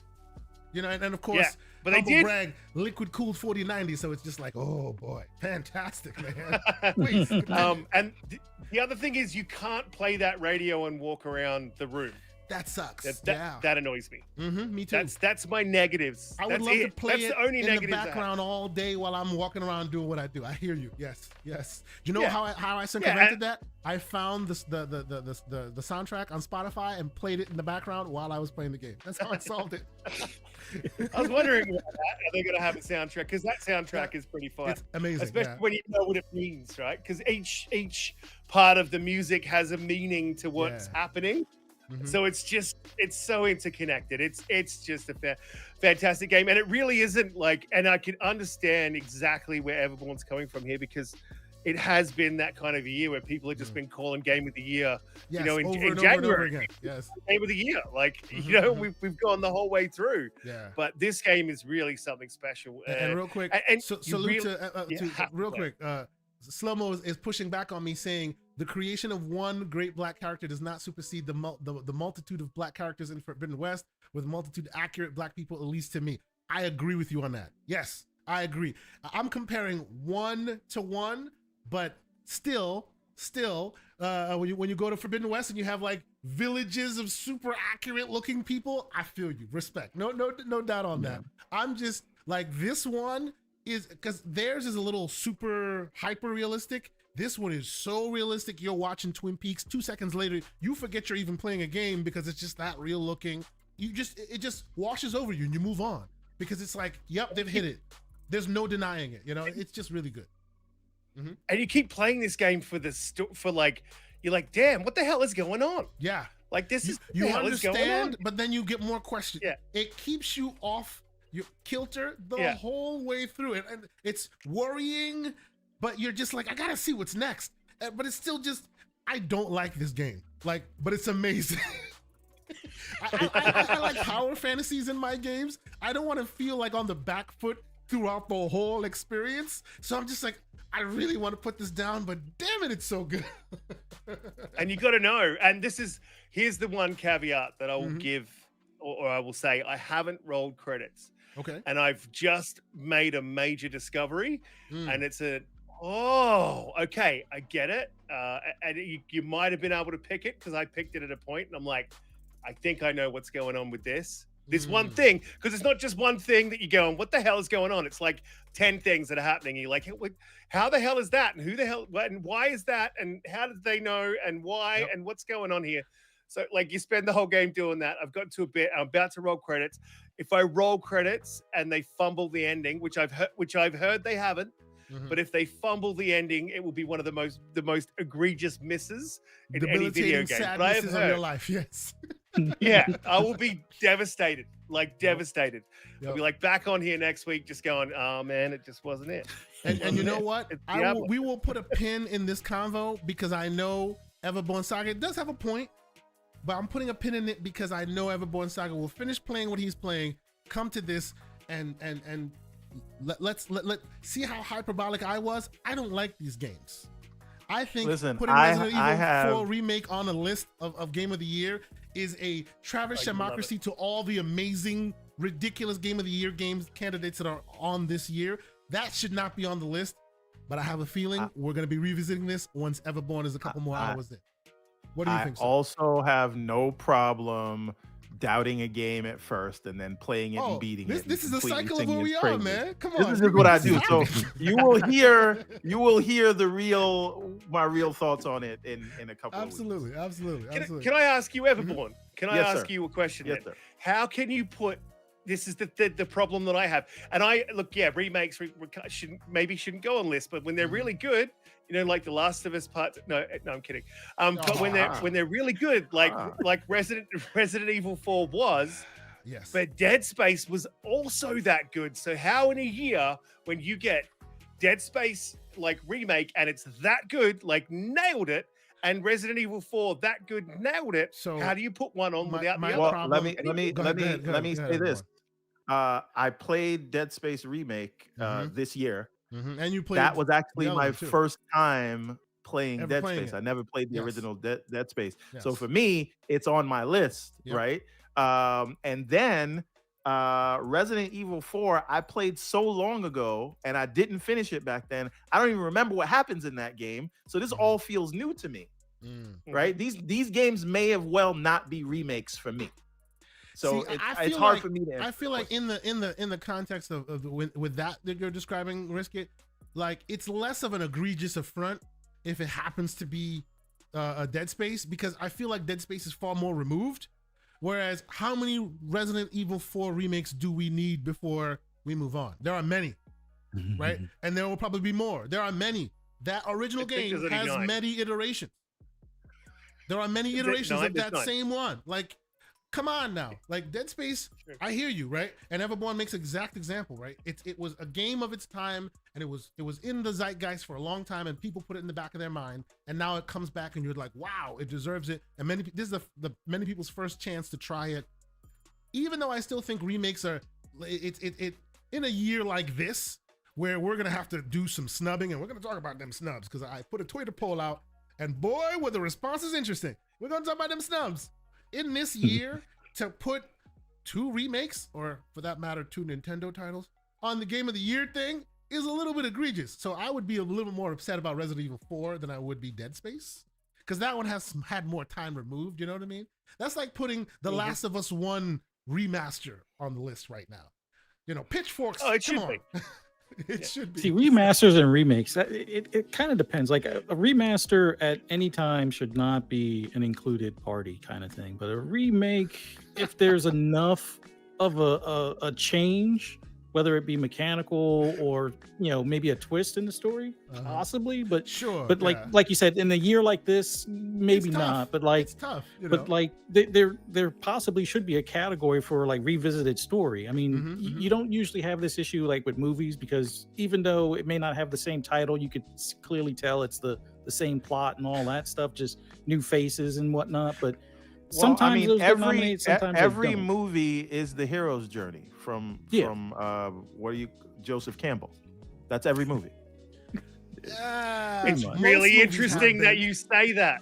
It's so interesting that you say that. I am not going to say why, but you will find out. And if you know that well, then you will know. He's talking spoilers. Stop it. Shut up. I cannot wait for you to play this game. We'll have a conversation after. Yeah. Oh, and by the way, I know some in the community have been asking. We will have a Starfield spoiler discussion. It's on me. It's my fault. Like I said, I love that game so much. I'm at the last mission. And I'm like, nope, I'm going back.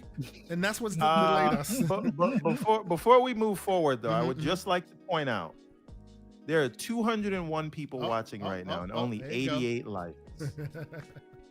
Now, I don't know if YouTube started charging for likes, but as far as I know, they didn't. So please and thanks, we would love it if you. It helps us out a lot. If you could just throw some likes on the we would stream. appreciate you. We would appreciate you. That's all we're asking. Thank you so much. Absolutely. We're not asking for super chats or memberships or anything. Those would be nice too, but we're just saying hit the like button. It's not gonna kill you. Indeed. Thank you for being here. Thank you for watching. Thank you to this awesome panel. Now, let us move forward and talk about a few news stories because I have a busy Saturday and I'm not gonna be here for 4 hours. Let's move forward, shall we? Yes. So first and foremost, and of course, because I did this, my screen will have to be debilitated as it always is. Give me one moment, please. Let me find the correct. For some reason, my browser is not talking to the people. But the first story that I want to talk about, which Miss Everborn Saga will be expertly excited about, is the fact that 2024 belongs to Apple. For one reason and one reason alone, they've gotten the game we all wanted. They've gotten the IP that we've been crying out for forever. The one that would bring me to my knees, because we have a knees bet, right? against the juggernaut that is Elephant Tusk Mario. Sonic Dream Team, exclusive to Apple Arcade in 2024. And Everborn Saga, go. More people will play that game than most of the AAA releases this year, just because of the scale of mobile. People don't want to see it, but that's fine. I will be playing it on my iPhone 15 Pro Max. I had to rebuy my Backbone controller because the old iPhones were Lightning and I needed a new USB-C one. So I'm ready to go for December 5th. This is the 3D Sonic game people have been asking for, and I will be doing an in-depth review about it. You goddamn right I will. Cannot wait. Super excited. Shut up, Paris. So I had to bring this up because, this is the game we all wanted. So in other words, so you guys see what's happening right now, when he inevitably loses, which he's already lost, but we're just waiting for confirmation at this point, he will say it's because the wrong one was put on the platform of choice, right? This is the one that should have been put on the platform of choice, but hey, it is what it is. Wait a minute. Here's the thing. Silent Cypher says no one is going to play that Sonic game. Again, he also says you're delusional. No. I don't think people understand the proliferation of Sonic on mobile, right? Now, Sonic has been downloaded over 1.66 billion times over its lifetime, right? Total over its lifetime. 1.66 billion with a B, right? Last year, 12 months ago, in their fiscal reporting, that number was 1.5 billion. So between October of 2022 and October of 2023, Sonic has had an additional 166 million downloads or players or whatever, right? Now that is across everything. So it is across Apple, PC, console, Android, and mobile. But that. Of 166 million, how many doesn't make it good, So not what I asked you, right? But how many of those do you think were on mobile versus on console or PC? Oh yeah, it's debilitatingly skewed. It's all mobile. So when we say no one is going to play this mobile game, I think you should check yourself before you wreck yourself. And so this is going to do numbers in the tens, if not. So here's some numbers. Because we all love numbers around here. And this is an Apple Arcade exclusive. Apple Arcade exclusive. There are a billion iPhones out there. Last time they checked, hold on, because it has nothing to do with iPhones. It's an Apple Arcade exclusive. I don't think you can even 100 million subscribers to Apple Arcade. 100 million Apple Arcade subscribers. But what you will find is that the subscriber count is more heavy as far as our arcade subscribers in America than everywhere else. And of the phone users, because the iPhone is more prevalent in America than almost everywhere else, but it dominates, right? So its base is America. Of its base, 7% subscribe to arcade. So of all iPhone users in America, right? Because America is the main platform. Of all iPhone users in America, 7% of those users are Apple Arcade users, and those are the ones who will have access to this game. Now, you're right that it has a huge tail, meaning more people could get into arcade, and that's the potential growth of it. But yeah, I don't know. I hear you. I hear you. Right now. No, I'm literally just reading. Math. I'm reading what's here. No. But the game is not only being released in the US, so why would you use only the US? Well, because everywhere else is an Android stronghold, not iPhone. It doesn't matter, but we said there's 100 million subscribers, so you can't just use the US population. You have to use the worldwide population. Fine. Forget the population. It's still only 7%. That 7% is meaningless. There are 100 million subscribers. 100 million people around the world will have access to Apple Arcade to this thing, right? Okay. So I don't understand what I see what you mean. I see what you mean. Okay. If you remove, is everyone going to download it? Is the question of the 100 million. Why do you guys? My not understanding is it's 7% of of 100 million. No, it's not. That's what he's trying to convince you, that it's 7% of 100 million. No, it's 7%. But it's 100 million people. It's 7% of the population in America, not but of the world. What does that have to do with the price of rice in China? Well, no, I'm just trying to understand what we're talking about. That's a meaningless stat. Hear me. It's a meaningless stat. Okay, what are we doing? Let me explain before you speak over me. The reason I bring it up is because that is most of America. That's most of Apple's audience. If you go to Europe, most people aren't Apple Arcade users. If you go to most places, they are not Apple that Arcade you're saying users. right now. Okay, I'm gonna explain to you why this makes literally no sense. Please, right? Go ahead. Okay, there are 100 million. Yes. Apple Arcade users, yes, in the world. Yes. True. Yes. So, what does the population of Apple Arcade subscribers in the US have to do with the fact that there are 100 million subscribers? Well, but remember, most Alex, of Apple's... Alex, can I answer this? Yeah. Oh, please. What is 7%? Sorry. Huh?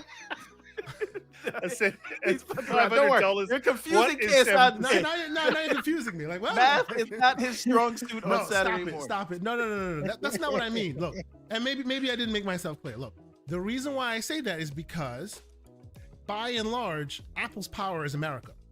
Everywhere else, it's diluted, right? The reason why they are the power they are is because America is Apple. Everywhere else, yes, there's Apple there too, but it's diluted among a sea of iPhone, of Android. I'm sorry? Doesn't make sense. Also doesn't make sense? Yes. There are 1 billion iPhones active, over 1 billion active iPhones right now. Are there 1 billion people in the US? I didn't say that. No, but I have 6 iPhones. But wait a minute. How many people are in the US? Bro, I didn't say there were only 6. And what percentage of that market do they have? Oh my God. Okay. Now, and now what we're getting percentage too far. of Now that is 100 is over 1 billion? Don't worry, you just sir. don't admit you're wrong. No. It's not that. No. Clearly, this is the next. You're bringing up a 7% number that makes no sense. Hold on. You just don't want to admit you were wrong. It's fine. No, that's fine. Okay, let's put a pin in that. We will see what this does, because the numbers will come out, of course, as they all do. And this won't be an Apple Arcade exclusive forever, right? So we shall see. And if you want, we'll take another knees bet if you want, because you're already losing the other one. Unless you want to go back. All I am arguing for is basic math. That's all I'm arguing. I'm not arguing for Sonic at this point. And of course, the chat is with you, because Enigmatic Dreams is calling me out. He says, I have a Sonic bias. No, I have an Everborn Saga bias. That's what I have. And Sonic is just getting lumped in with it, as everyone else seems to be. Sonic is taking strays all the time. Clearly, because of you, yes. But okay, before we continue, hold on 1 second. I don't want to lose this. Dave Ramos, $5 super chat. Thank you for being here, good sir. He says, what about a remake, remaster of the year category? Exclude them from the game of the year. Is that okay? Are we okay with that? And 2023 would be the year to do that. That is an I think you got to get point. 80s cartoon villain. I don't know if you got him, and I don't want to miss his chat. Oh, did I miss 80s cartoon villain? Apologies if I missed it. Yeah, look in the private chat. Risk I apologize. This thing has been my setup has been acting up on me a little bit, and of course now I'm gonna ruin our chat because it won't show it completely. But let's. No, don't worry. Just you may not be able to highlight it. Look in the chat for the stream yard there. Forgive me. I know we're now being foolish with a connection here. Oh, and now the whole thing is ruined. Okay, I'm gonna read it while you figure that out. 80s cartoon villain with a $5 super chat. Alan Wake 2 also should be given its flowers for having an awesome female protagonist. Yes. Shout Absolutely. out to you. Yeah. And I agree with that. A very strong, and Risk It. You can speak to that a little if you want. Like she's not a ridiculous Pollyanna. She can walk around and kill everybody thing. If you get her in a position where she shouldn't be, you're done, right? So you can very much tell that they've calibrated her correctly. But she's a badass in this game. It's really cool. Yeah, I didn't like her. I didn't think she fit the. No, I'm kidding. I'd be surprised. Hey, No, she's good. Like she didn't seem like. This is the thing. Like when you put a character into a story, they need to seem like that they fit into that story. Yeah. Mm-hmm. And this is the best way to sort of, I guess, put it. And when things feel out of place, she never feels out of place. She never feels overpowered. She never feels underpowered. She never feels stupid. She never feels too smart. I can't say anymore because there's more that I would say. She fits the role perfectly. And I don't know who played her part, but is a fantastic actor. Yes. Like now the role. Now I will say one other thing. Oh, I can't. We got to do a separate spoiler show just for Alan Wake, it sounds like. But not before Starfield. You need to get on the horn. You need to play that game. You need to finish Starfield. I know. That will be my. I'm gonna stop playing Alan Wake and I'm gonna finish Starfield because Starfield I can play everywhere. I'm gonna finish Starfield this week. I'm gonna stop the Ryujin mission because that's still got me going for the next like 3 hours or whatever. I'm gonna stop the Ryujin mission. And the only one you skipped. Oh, it's so long, man. It's long anyway, but it's great. Hey yo. Yes. Pause. Anyway. But all right, let's get back to this. Yes. Okay, clearly you guys have identified that I have a Sonic bias. I just like poking sticks at everyone, and I love making him Yo, cut it out, man. Pause. Moving on, ladies and gentlemen. So, just some side conversation. We have a lot of different things here. This next story I thought was super interesting because I feel like this is nothing really important. Like it's a side story, but what it potentially means to the gaming as a whole, we're seeing this happen more and more. They're putting forge modes in everything now, allowing for the community to build their own games and make their own fun. And to me, it's awesome. It seems to have uplifted Halo, right? Grounded, looking on the screen here, Grounded is the next one seeming to get that. But it's not all like rainbows, because if you look at Fortnite, a lot of their firings and their layoffs, some of the excuses they levied was that their version of Forge mode in Fortnite has stopped people from playing the standard Fortnite as much as they used to, and that's brought down microtransactions. So it's like, what world are we finding ourselves in here? It seems like we're beginning something that might be both interesting and both problematic in the long run. So I thought I'd bring this up. I'll start with you, Fuzzy. What are your thoughts? I think it's a good idea because, like, for example, there's another Xbox title that has kind of a Forge mode, but they don't call it that, and that's Forza Horizon. Forza Horizon's had like where you can create your own maps and races and things like that, and 5 has pushed it even further, where you have a lot more leeway as far as the tracks you can create, the side decorations and things along those lines, the modes and all the actions that you can have the cars do. So having that keeps people coming back.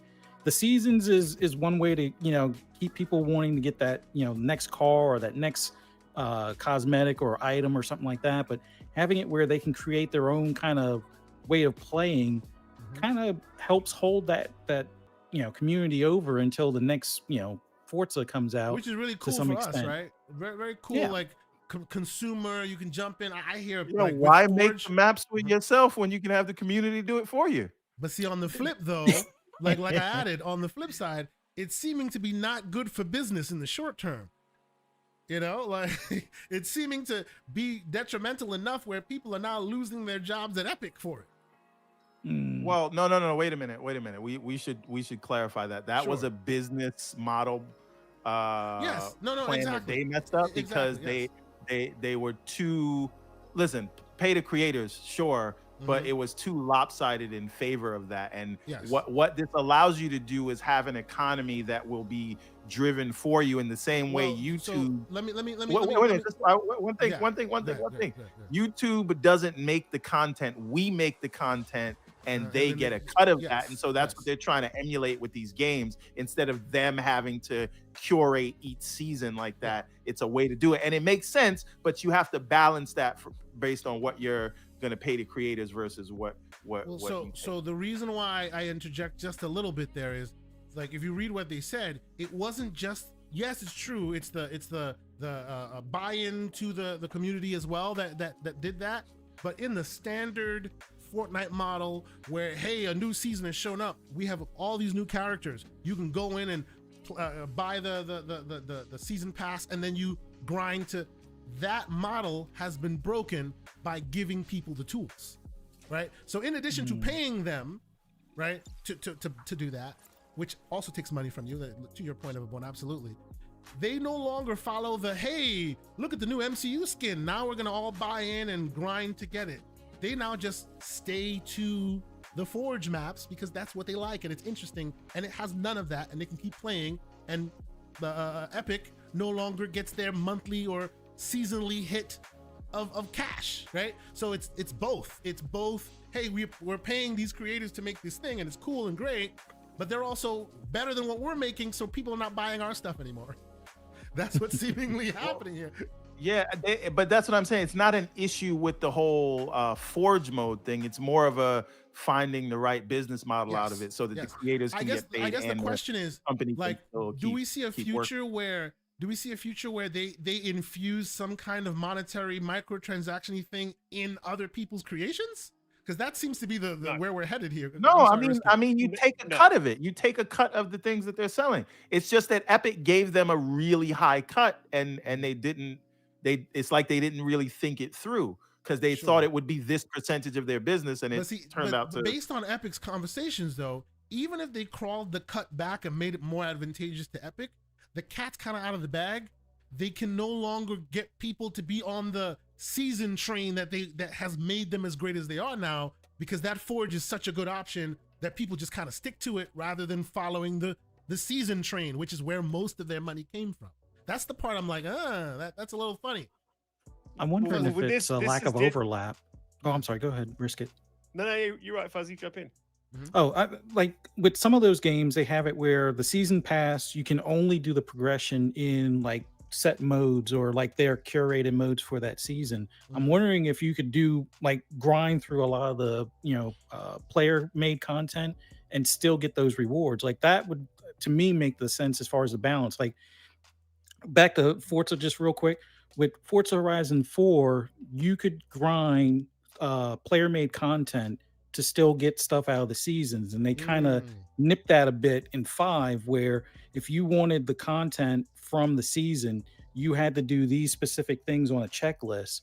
So you doing a short race that somebody created that's only like 0.2 miles as opposed to the 1.2 mile track that they want you to race at, that's not going to count towards the progression. So I'm wondering if they maybe need to look at just having it where the player stuff can still afford you to grind the stuff for the season so you can still get the skins, as opposed to the player content just being something that's pure fun. Sword. Yeah, that's a double-edged sword. And so what was happening with Forza is that they were just cheesing everything, right? Yeah. So that's a double-edged sword. So that's going to be really hard to sort of monitor and maintain. You would have to just. But you see what's going on, right? This is opening a Pandora's box is going to be very interesting in a couple of years, where everyone's creating all these custom-made things. Look at Dreams, amazing community. I to this day go, that should have been the PSVR selling point. but they can't but monetize we're all it. missing. We're all missing something here. Please. We're all missing something. This What are we missing? is not a third-party developer. This is not Epic. Yeah. This is Microsoft, and Microsoft has something that can offset this. And Microsoft, what they need is monthly active users. Sure. They need people to keep coming back to Game Pass. They have already in this they have scenario already this is monetized beautiful. it. Yes. Oh, I'm talking about the floodgates that are opening outside of first party. In the platform space, this is epic. This has saved, by and large, it's saving Halo Infinite. Fantastic. Grounded is benefiting from this. There is another I way. want to see Sea of Thieves have something similar. Create stories within the Sea of. Go ahead, risk it. There is another game as well that Fuzzy again Microsoft this does seem to be a very Microsoft thing, and you can probably shift some of these models over, because one of the models that they use within Microsoft Flight Simulator is very different. So you can create aircraft. Yeah. And then sell that craft to other people, and then they take a cut, and you take a cut. So having you could have your curated content that's playable areas, game modes, etc.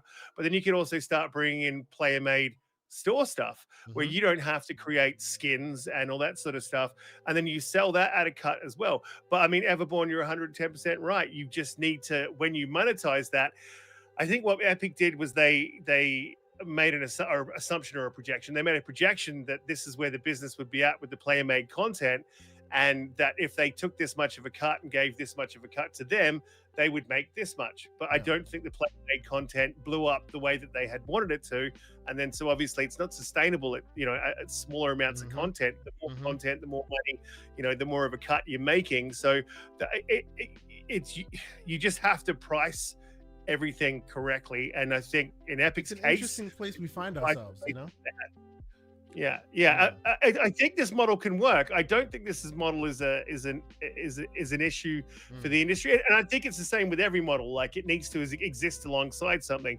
And I agree with Fuzzy as well, 110%. They should find a way to meld because what bothers me in Halo is you jump in Halo and you're playing Forge, or you're playing the proper.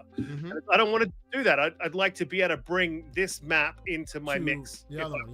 Yes. Absolutely. Yeah. It is just super interesting. Go ahead, everyone. Yeah. I want to take this opportunity to say that none of this means anything to me, because I need to play games with a beginning, middle, and end, and anything that is just designed to keep you playing is a time suck. And every time I play a game, I weigh it against how long till I complete it versus all the things that I have to do in life. But that's just me. I just want to. This is why me and you, Mr. Everborn Saga, we see eye to eye, because that is so me as well. I have so many things to do with my time, other games to play. I need a beginning, a middle, and end so I can move on with my life. Yes, I feel you. Yes, indeed. But okay, let us move. Like if I stay up, and sometimes I'm playing a game, and I'll be like, look, I'm gonna get to the halfway point of this game, or I'm gonna get to the end of the game. It's worth me staying up till 4 a.m, right? Because I'm building towards it. If I'm just doing that, right? If I'm just doing that, staying up till 4 a.m. to play a game that there's no end in sight, you're just wasting time. I'm sorry. You're killing me. But anyway, that's right. Absolutely. I feel you. I'm old. On that. I'm sorry. Graybeards. That's what we are here, ladies and gentlemen. Let's move on to something more interesting, something that will get Mr. Everborn Saga riled up. I saw him on them Twitter streets talking about this. I just had my popcorn. I thought it was hilarious. Go ahead, Everborn. I know you want to talk about it. Go ahead. God. All right. Listen. Get your panties ready. Seriously, man. It's like people are acting like it is the end of days because a first party major release of the year, probably the biggest release of the year, they put it on your screen for a half a second. And all you have to do to get rid of it, you press the goddamn B button. No, you don't. And now, you know what you have to do? You have to open your phone. You have to go to x.com. You have to complain and press many buttons in order to talk about how this button that you should have pressed. And then before some actually dude comes in the chat and says, no, it's not about that, it's a slippery slope. Wait a minute. If you're an Xbox fan, because I'm seeing Xbox fans say this, when people came and said, Microsoft is a monopoly because they're buying ABK, and you said no, shut up. When we get there, if they try to buy Activision and EA and Take-Two, then we can have that conversation, but we're not there yet. So we're not there at a place, and everybody's fear-mongering like you have to watch an ad for Viagra before you start playing your game. Hey now. It's something on the screen. Pause. There's something on the screen to tell you about a game. I didn't even know this game was out. Right? Yeah, I swear to God, it popped it up on me. I did not know it was out. I was busy with my life. I did not know this was out. There's nothing wrong with this. I saw that. I was like, yeah, hype. Marketing mode, let's go. Same thing when Starfield came out. Same thing was the Xbox showcase, but they do it with COD. When you see Xbox and everybody on a sphere, people are like, oh, they're doing things now. You know?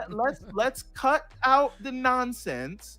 You press X, you don't have to see it again. I think Slow-Mo turned on his Xbox yesterday, didn't see it at all. So what? They let you know about it. You don't want to see it. Did you guys see the join us at the and they developer didn't direct? Cry about it. That was a while ago. They didn't cry about it then. Nobody cried about it. But they did because the Activision deal closed, and they're just crying about that. I just expected more from the Xbox community. But not everybody holds the line. Is this Xbox, guys? Is it? Yes. Because I haven't seen it from Xbox, guys. I've seen it from mostly one side of the community, just like, oh, you wait, they're going to have ads on your this and ads in your games. But if we get there, we'll complain. We'll say something. But this is not that. It's a major first-party release. I thought it was cool, to be honest. Yeah. I was like, finally, they're waking up and they're doing something. And then I hear that's a bad idea. But I also heard they need to market better. They need to get out there, right? So can't have it both ways. The deal is. You can't have it both ways, So for me, I just grabbed my popcorn and then I saw Everborn Saga laying with the fleas, and it is what it is. And I'll let him take those arrows because he's out there going, "What's wrong with y'all people?" No, but for me, that tweet got a lot of engagement. For me, yes, it did. I'll take the.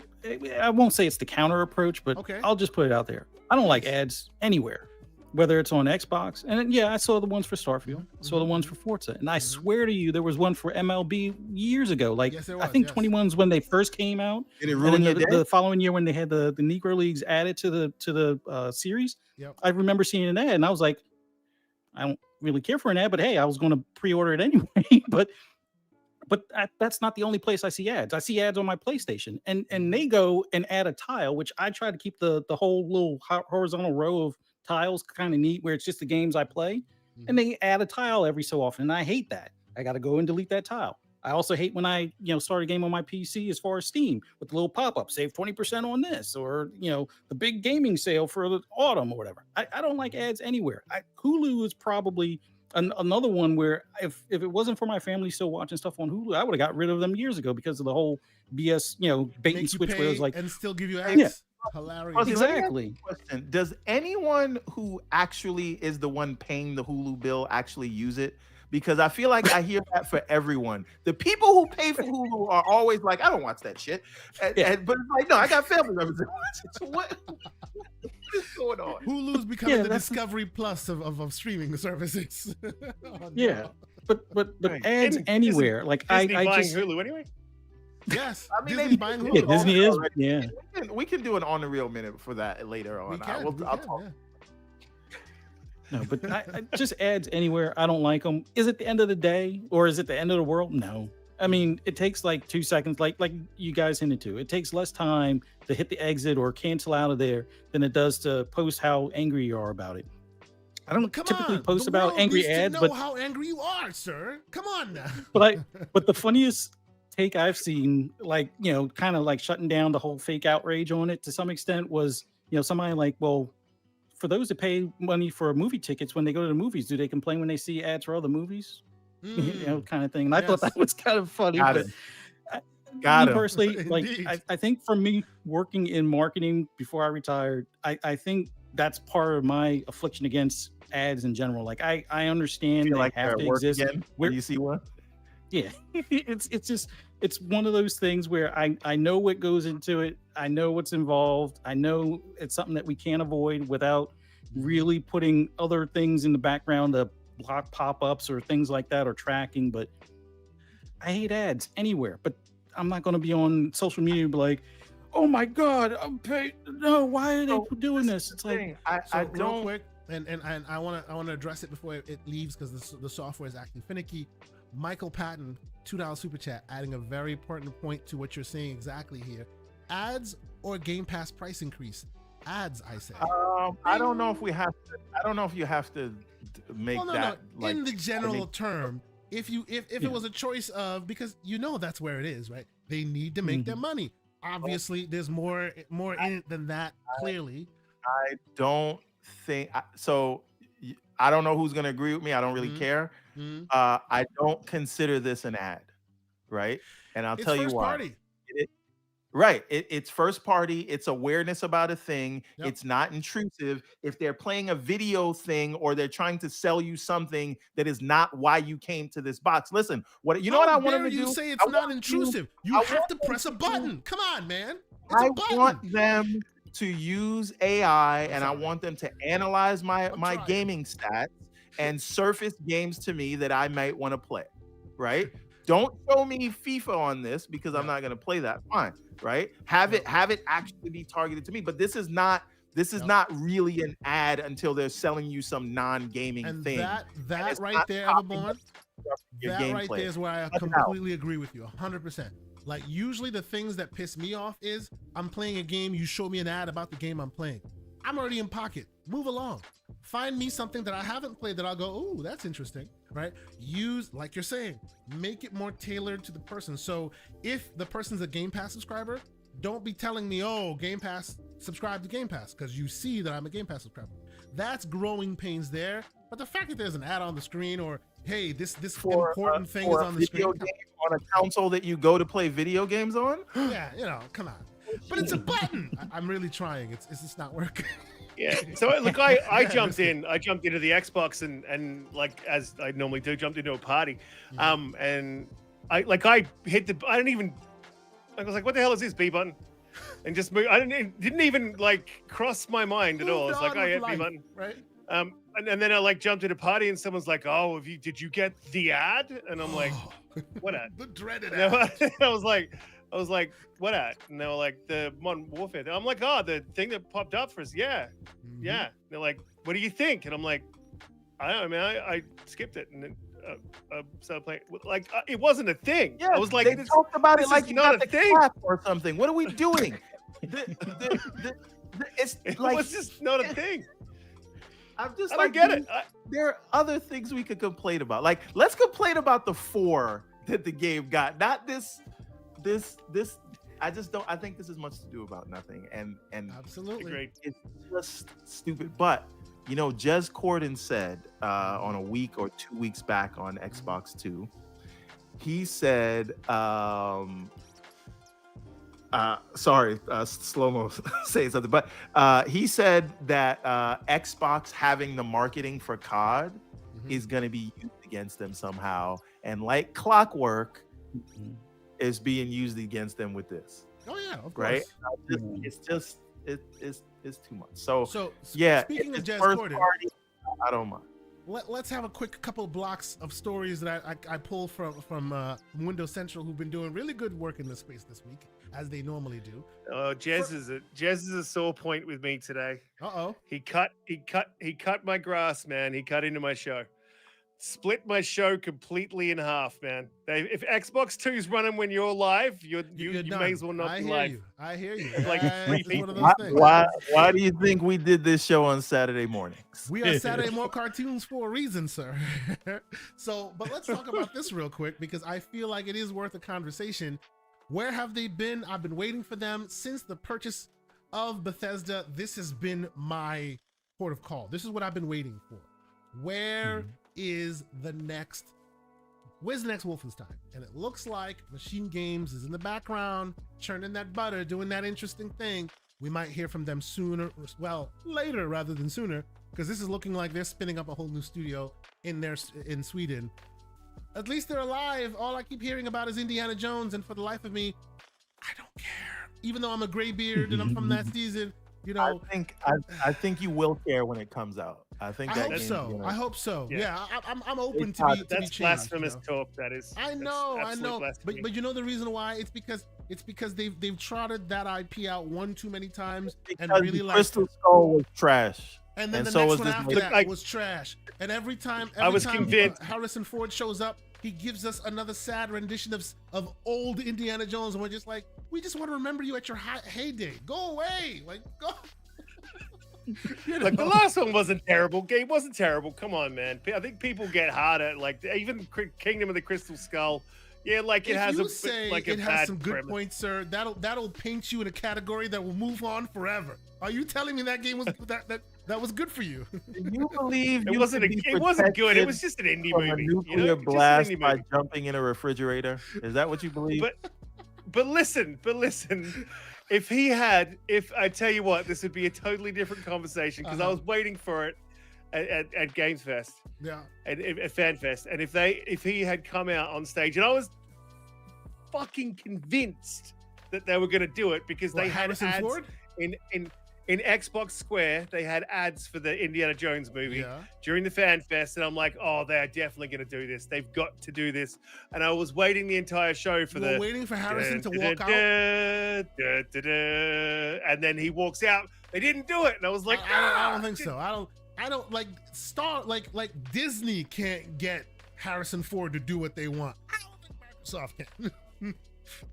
I think the best you'll get is Todd in a cool jacket, maybe a hat, and he'll bring out a whip, you know. But I don't think you're seeing Harrison Ford anywhere near this project. I don't think. Is he the voice, by the way? I don't think he is, or even the face model. I want him to be. I was about to say something really slanderous. Just give him an airplane ticket or something. Put what?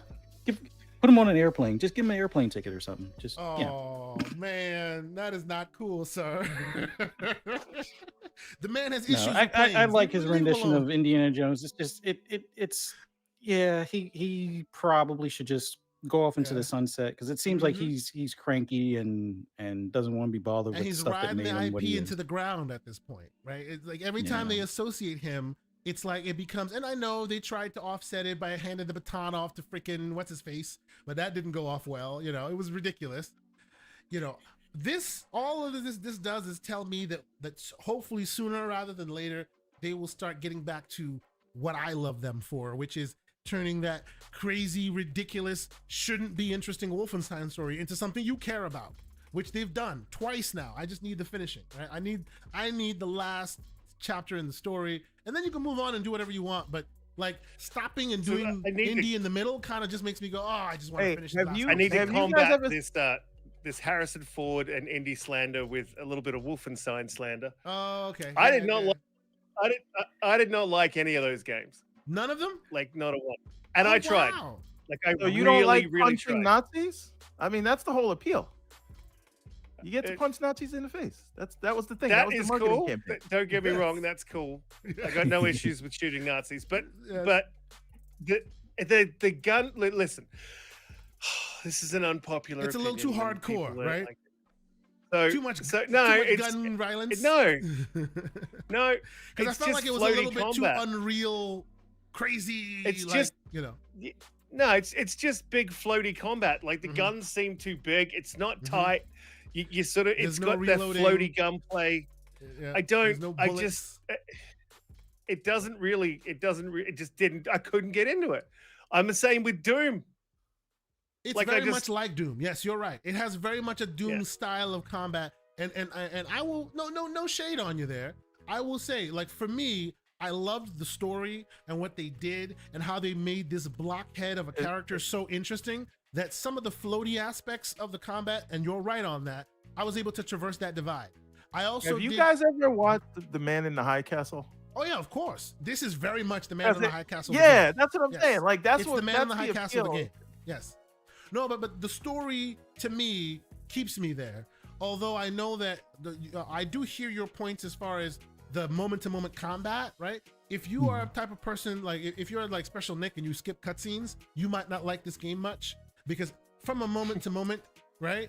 It's fun, But I hear you. You have to be fast and floaty, and there's no bullets because it just kind of click and keeps going. And two-handed, ridiculous, dual wielding, like horrible, like machine guns that should be held by 3 people, and you're holding it one hand each.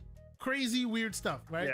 So it's kind of the moment to moment is a little too bombastic, but the story is so interesting and grounded and intricate that it kind of stitches together this crazy, weird combat with heartfelt, what's going to happen to them next and their family and this and that, that's what kept me there. But if that didn't keep me there, I would be more on your page because I don't like the moment to moment as much. I do agree with you on that.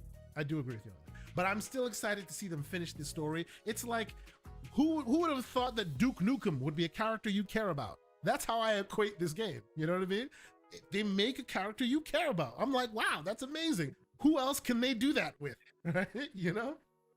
So that's why I care about it. But yes, not too much to be spent on this. This is basically them opening a studio. They're basically going the way of Ninja Theory, another studio added to their existing. So I suspect 2025, you start seeing them, moving and shaking and starting with the Vidocs and stuff like that, possibly. Hopefully by then, Indiana Jones will be out already. I don't know. We'll see, but I just wanted them to finish the game, man. I wanted them to finish the story. It's good to see Microsoft and Bethesda doing organic growth. by definition. Yes. By definition, organic growth. Absolutely. I hear you. But no, okay, we can move. Go ahead. They won't tell you that, and I'm just gonna say this one more time. Every studio that Microsoft has acquired, they have grown those studios, grown their facilities, grown their technologies, and forget about buying publishers because allegedly that's illegal. Let's just look at all the studios that they've acquired to make games for Xbox. They acquired Minecraft. They've tripled the user base. They've kept it going, and it is now the highest selling game of all time. And they've expanded it into different directions. Minecraft is in a better place than it was in 2014, 100%. And that is not just inertia, right? 100%. Okay, all thanks to them. Playground Games, that's an acquisition. They just released a 92 Metacritic game since their acquisition. 30 million players. Everyone loves it. That's an acquisition that they've made better. Should we keep going? Should we talk about Psychonauts 2? Made by Double Fine. I'm waiting for the next Double Fine project. A game that was, by their own admission, made better, made twice the game because of the help from Microsoft. So they've bought the studio, expanded it, made it. Wait a minute. We can talk about Arcane. Arcane Leon, since the acquisition, put out a Game of the Year nominee. Aha, gotcha. Right? So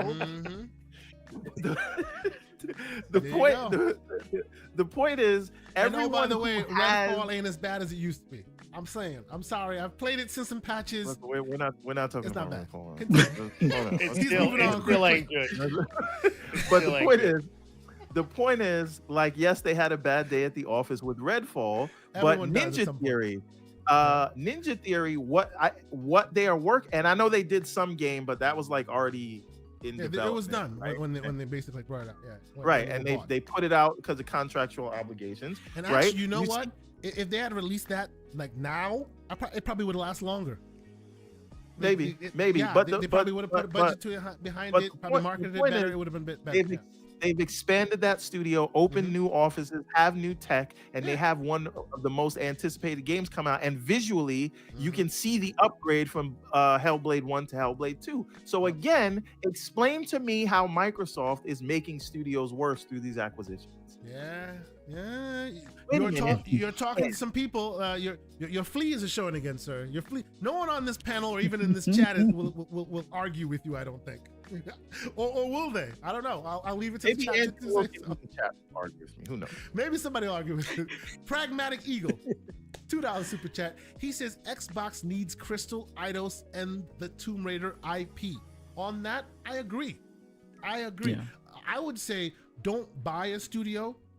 Don't buy a publisher. Create a publisher with various studios, including Eidos Montreal and a few of the others.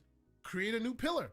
right? People get up in arms when you buy one, create one. You can easily do so. Well, not easily, but you have the resources to do so. I just talked about this, right?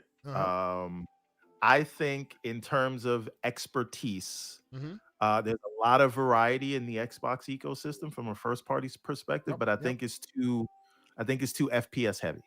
Yes. And I don't need everything to be a hashtag COG just one, but there is a few more. Yes. Bit of a, right. So I think Crystal is perfect for that. IDOS is perfect for that. Asobo is perfect for that. You get that, and I think that balances the scale. So you're filling that gap in your portfolio for people that like those kinds of games. So I think that those specific pickups would be very good just for rounding things out. So if they don't go hard, after Crystal Dynamics and IDOS Montreal, that is a huge misstep. Right now is the time to go after them. Embracer Group is on the back foot. They picked those two studios up for an absolute song. They're currently working with Xbox Studio, tied up with Fable and Perfect Dark and Fable and Perfect Dark. Now is the time to strike, and they can also maybe make some inroads into working with Amazon, because I think Amazon's got is publishing to Fallout, Tomb Raider, and Fallout, Fallout game, Fallout TV show. Yeah, so that there's obviously a relationship to be formed there, and we've seen with Microsoft is good at one thing. It is definitely forming relationships like this generation. Like, look at how they tied up Ubisoft. Now Ubisoft's going to be with like 10 years. I think, you know what? I think that is a Satya Nadella situation. I think he's strategic in that no sacred cows, baby. Yesterday's enemies are today's strategic partners, and they've been super successful at it so far. Wouldn't it be interesting if the lifeline that I mean, we'll see what that cloud deal works out to, because some people say it doesn't mean anything and Ubisoft really won't use it. But I think that relationship brings Microsoft and Ubisoft closer together. You may see and they do a lot of marketing stuff together now. What did I say about who needed to be saved? I said if anybody needed to save them, they were needed to be saved. And now guess who's in pocket with them? What's funny, they took them off the table. Like, I think that would have been, if PlayStation, in my opinion, was smart, that should have been the easy pickings. And they are the only ones that could have laid off people and not had the media come after them. They could have handed the Assassin's Creed IP over to Haven Studio, used Tom Clancy to kind of bring that. Then all of a sudden you have the OG owner back on the. Wow, that would have been something else. I didn't think of that. That's interesting. Wow, I think that was like a checkmate move that Microsoft did, using them, because otherwise, because I think Ubisoft was down between $2.5 billion to $3 billion. They were hurting at some point. Absolutely. Everbone, you wanted to push back? Go ahead. Just a slight pushback. I think Sony should merge with WB Discovery if they're going to do anything. But with Ubi, I don't see it, because one, all the employees, sure, and we're saying they can lay them off, but it would be in the thousands, maybe like whatever. Tens we already know that Sony is operating on around 7 to 12% margins. If you now have to take on all those employees, I think you're going to run into some of the same problems that Ubi's running into Ubi right doesn't now. come with money, so you're going to have deep pockets if you're going to buy Ubi. Sony can't do that. Yeah, absolutely. I hear you. Not that they could afford to do it, but could they afford what comes after? If you look at what's happening. Running, yes. Look, and thank you so much, because you just, ladies and gentlemen, the reason why I got Everborn Saga on here so early is because he had a bone to pick with the screen on COD, but Risk It told me the only reason why he'd come here is because he needed to lay into all these craziness of all the Sony ridiculousness. So Risk It, this is yours, sir. Please. Yeah. So go ahead.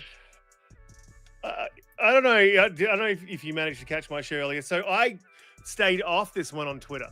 I don't know if you noticed.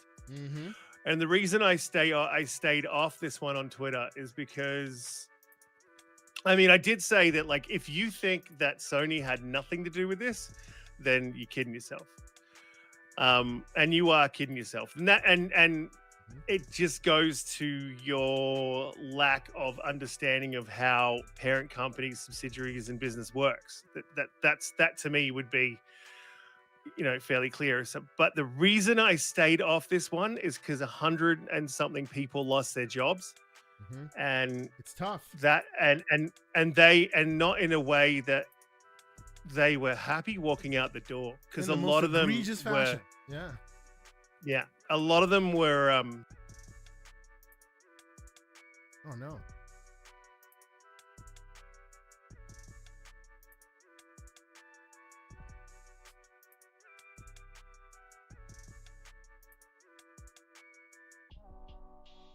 acquired. So I don't know if you remember, there's a few things with this. It's just really bothersome, but these are people's lives. Like, this is more than just gaming. So I'll kid around online, and that's fine, and wind stuff up. But when it comes to someone's lives or someone's livelihood, that's pretty serious. So I try not to. I don't want to make light of that. But if you remember, when Sony acquired Bungie, they made a pretty big deal of Bungie themselves made a pretty big deal of saying no one will be let go. We will. How do you make a claim like that? Yeah, and then how long does that claim go for? And I have the answer for that. But give me a second. Give me a second, and I have the answer for that. So how do you make a claim like that? Yeah. Now, the other thing, I don't know if your chat knows, is that they, a part of their retention or the employee retention deal was for everyone to have shares, and they were only going to be vested, which I guess, I don't know what's a layman's term for that. Like, they only become yours after a certain amount of time. Yeah. They are yours in name, but you have to get to a certain level. Either sometimes they do it based on your performance, other times they do it based on how long you've worked there. You hit a certain threshold, then they become vested, and then you get the value of what they are at that time. Continue. And so for these guys, it was this, I think it was a time frame, and that was a year or something. They're not at that time frame. So these 100 and something employees who were let go, and some of these guys have been with the company for 25 years. They didn't help to just make Destiny what it was, or what it wasn't. Bungie, like they are core to Halo.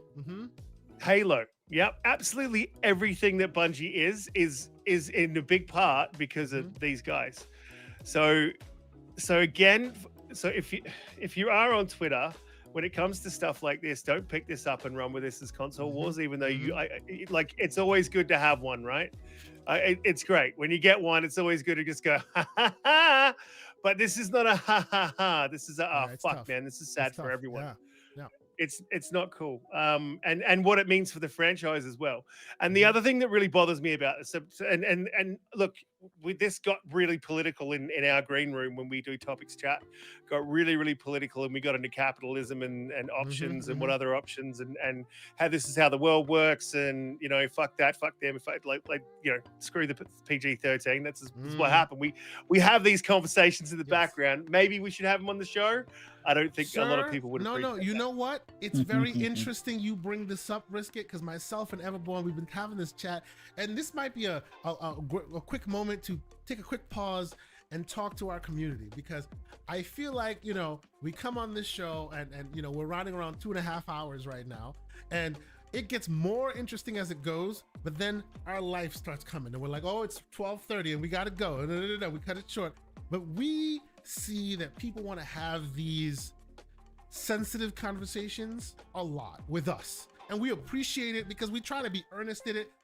We don't have to agree with you. You don't have to agree with us. We want to be able to have a safe space where all of us can have these conversations.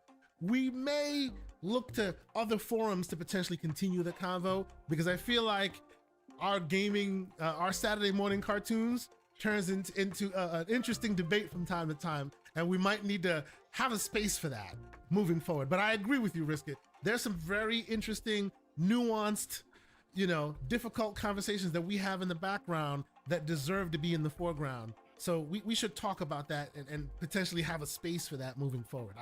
And folks in the chat, let us know your thoughts, how you feel about that. Separate show. We're thinking about Patreon. We're thinking about a different venue, different avenues that we could potentially be able to sit down and have that grown man talk, right? Without having to worry about, you don't want to offend people. Let your head down. Maybe say what you want to say and understand that you're in a safe space and we can have that conversation, right? So that's one of those things. It's good you bring that up. I feel like we need to investigate that more, and maybe 2024 will bring that about for us more. It leads there so often, right? Yes. It does lead there, especially when you're dealing with, and so I straddle left and right. Here we go. We're going there a little. We're going to go there a little tiny bit. Okay. I straddle left and right. I go for whatever makes the most sense to me, and whatever I can quantify, within myself that I'm going to feel good. Everyone wants to feel like the good guy, right? So when you're doing politics, you're looking for the bad guy and the good guy, and it's not always that simple. And in a situation like this, where it's like, the bad guy could be capitalism and the good guy could be, I don't know, there is no other option, whatever. So the bad guy always ends up being the CEO in this, and this is they really, really are.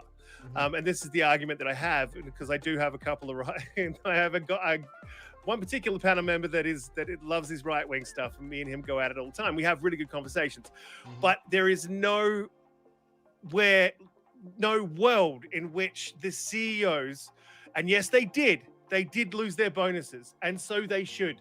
They did not meet their targets, but had they cut their pay by maybe just $1 million a year, they could have saved those 100 employees. Absolutely. Now, no one's going to do that. I get that, but that's not true, because I would do that. I'll push back on you, because there are those who do that. I will. Nintendo. This show. I was about to say, this show has a lot of history of me calling out the purveyors of the abacus. You'll hear that from me, right? That's my hashtag. We purveyors of the abacus. I see you, right? But they take care of their people. At least they're high level people. They take care of their people. The stat that still astounds me, I put it on Twitter, a lot of people commented. The stat that still astounds me today is the 5 original creators of the OG Mario. Yes, that's right. The OG Mario Jumpman was created by 5 people, just 5 people. Of the 5, 38 years ago, 4 of them were part of the process for creating Wonder. Now, we don't know how big that team is on Wonder, probably way larger than before, but the fact that 38 years later, 4 of the OG 5 teams are still there tells you what they do with their people, right? COVID comes, what did they do? They gave employees an increase in pay, not a decrease to get them out.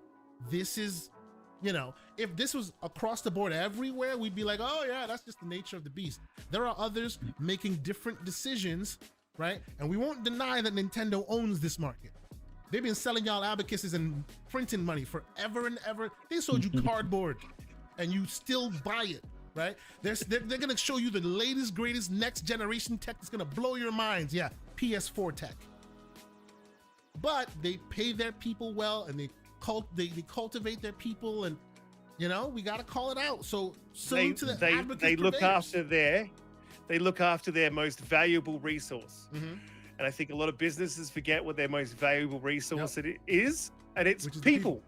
Yes. People turn the wheel, man. And real quick, before we just let that sit, and I see you in there, Mr. Slow-mo Backslap, I would highlight your chat, but unfortunately my tool for highlighting chats this morning is acting ridiculous. But he says, to be fair, they treat their American, the Nintendo of America people, like second-class citizens. Absolutely right. I hear you on that as well. There have been a lot of conversations in the background about what they do with their employees, and they should be getting more smoke about it. All that is true, right? All that is true. It's not one way or another. It's more nuanced than that. But when you do something good, we got to call it out. Stop selling me last gen tech. Wait a minute. Has Mr. Macroeconomics joined the chat? Hello, Mr. Enrique, sir. How are you? All right. Oh, let's see. Oh, I see. Yes. Mr. Basement Radio Arcade Podcast himself. Brah. Salute to you, good sir. Welcome to the show. I see you in the chat. Keep it civil, ladies and gentlemen. Keep it civil. I know he believes debate. So continue. So listen, while he's here, I'll say this. He said that's not him. Okay. Oh, it's an imposter. Is it? Okay. Then never mind. Please continue. I was gonna invite him on. Oh, damn, I don't know about that. But listen, like, You want I gotta go. Bye. No, but listen, like, if you think Sony didn't have a part in this, and this is what some of the conversations that have people like Sony had nothing to do with this. Yeah, yes, they did. They called everyone in, the heads of Bungie, and they said, "Look, this is your target. This is your budget. This is what's going on here. Now you got to go deal with this. We suggest you do this." And that would be the least amount of involvement they would have. Now, I don't think that that's the amount of involvement that they had. What normally happens is the parent company will go, "You need to cut this many staff. You go do the dirty work." Yes. We don't. Now, who gets cut, how it gets cut, this is the budget, this is what you need to reach. The logistics of how you get there is up to you. And trust me, I know this because I'm dealing with this in my space as well, right? Here's the budget where it is. Here's where it needs to get to. We don't know how you get there. Good luck, right? And then it's up to you, Pete Parsons, and the rest of you to decide how you get there. Go ahead. Right. So again, I was talking about this on DPS. Again, we could say this is a how Bungie is run problem, but at the end of the day, Sony's still paying the bills. Sony still, and I know they're running themselves, but at the end of the day, they're going to have a certain amount of budget, and that is going to be provided by Sony. And we can say that maybe they're running as their own entity, but they still report up to Sony. So when Sony says you missed your target that you probably lied about during the M&A talks, just so that you could sound like you were actually worth 3.6 billion, right? And you told them you could help them with their games, which you can apparently barely keep your own stuff in order, so you're gonna help all these other studios. Sony's gonna come to you, right, and say, "Listen, I'm not telling you need to fire people, but you better fire some people, right? Well, because I wouldn't say you have this amount of budget." You see, they would say, "I'm what not telling you need to fire people, but this is the budget. Good luck." Right. And what does that mean? Go figure it out. Right now, and that's where the smoke comes to. That's where the smoke comes to Bungie, though, because at that point, it's Pete and his team and how you get to that destination. But wait a minute. Here's the thing. In the haphazard nature that it was done, that tells me that Sony went to them and gave them a hard line and said, "You need to do something right away." Right? Because there are ways to handle a situation like this and to manage that sort of breakup that you need to do to rein in costs. And this is not the way you do it unless you are under some kind of mandate to get your house in order, like right now. So that means, listen, we're cutting your budget next month. Isn't that the same way as? Isn't that the same way as? Oh, by the way, the CEO is now retired and there was no backfill, so we're now getting somebody to come. It was an immediate. Oh, and even though he's got a month in his contract, he literally 2-3 months ahead, or 6 months actually it was, but he literally loses his power next week. Like it wasn't foreshadowed. It wasn't timed. It wasn't expected. It's like they are being reactive to conditions on the ground that's just making them quickly respond. Also not happening in a vacuum. Let us not pretend that there are not other layoffs happening at other studios. So again, we can move the blame around, but at the end of the day, to me, it rubs me the wrong way, right? That there's no one from the Sony side saying, "You know what, this was a miss in our part." There's nobody on Paris's couch. They're just quiet. Seppuku, falling on their own sword, saying, "We messed up." Because not one time because they're not being held accountable for it. No, but not one time did anyone from top brass at Xbox put anyone from Arcane to go and be in the public for the Redfall thing.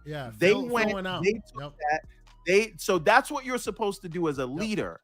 And the fact that no one at Sony could come up and say, like, at least listen, this is the way it works, right? When you're the lead of a team or you're the boss of a company, you may go and the crap's gonna roll downhill and you're gonna yell at the staff on the inside, but you being the public face, you should go take that on the chin, and then you can have difficult conversations behind the scenes.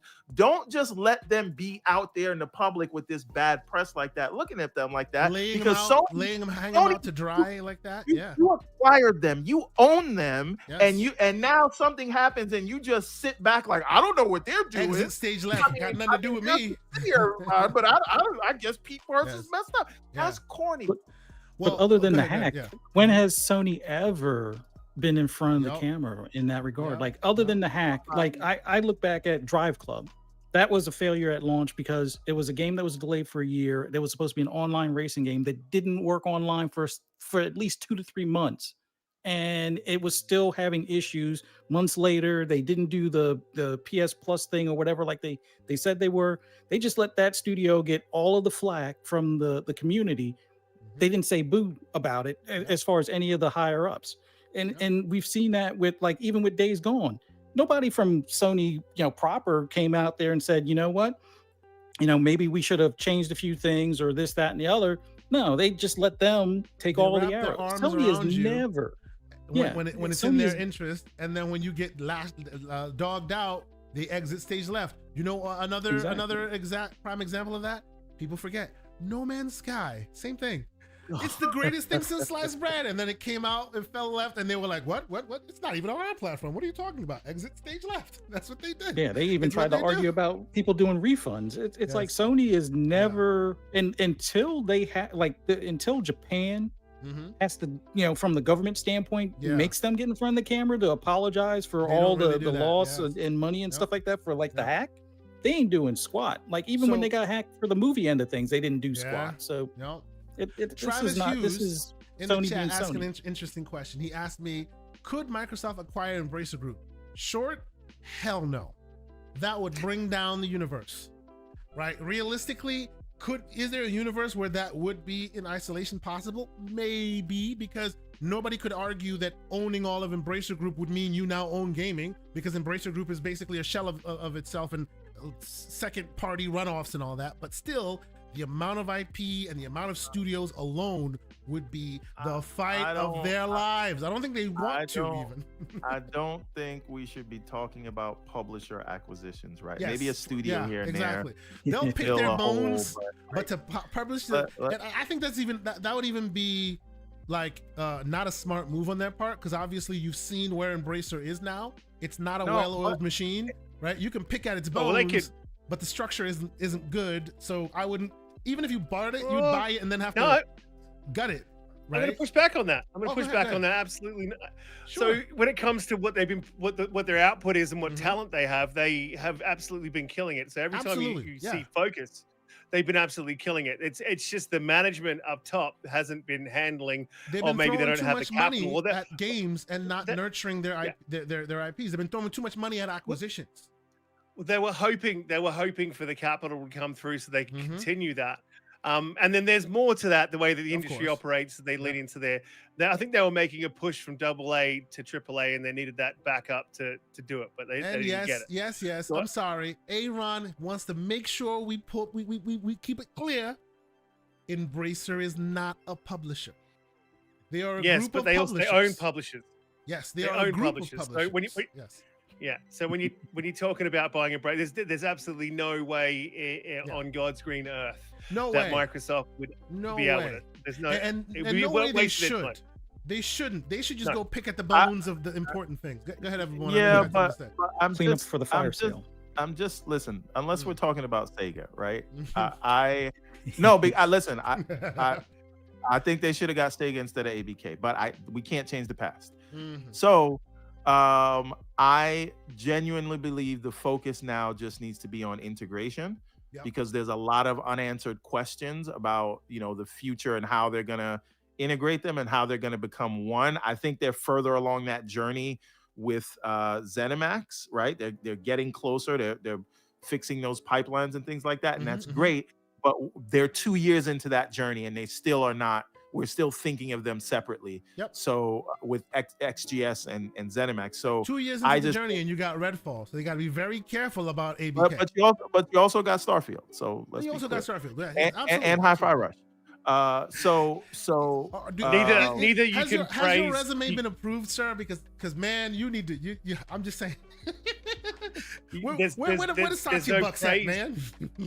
There's no praise, or blame you can lay on Microsoft really for those two games, except that you gave them time with Starfield, and that's a fair thing to say. And with Redfall, you didn't give them enough time, or you didn't cancel the game.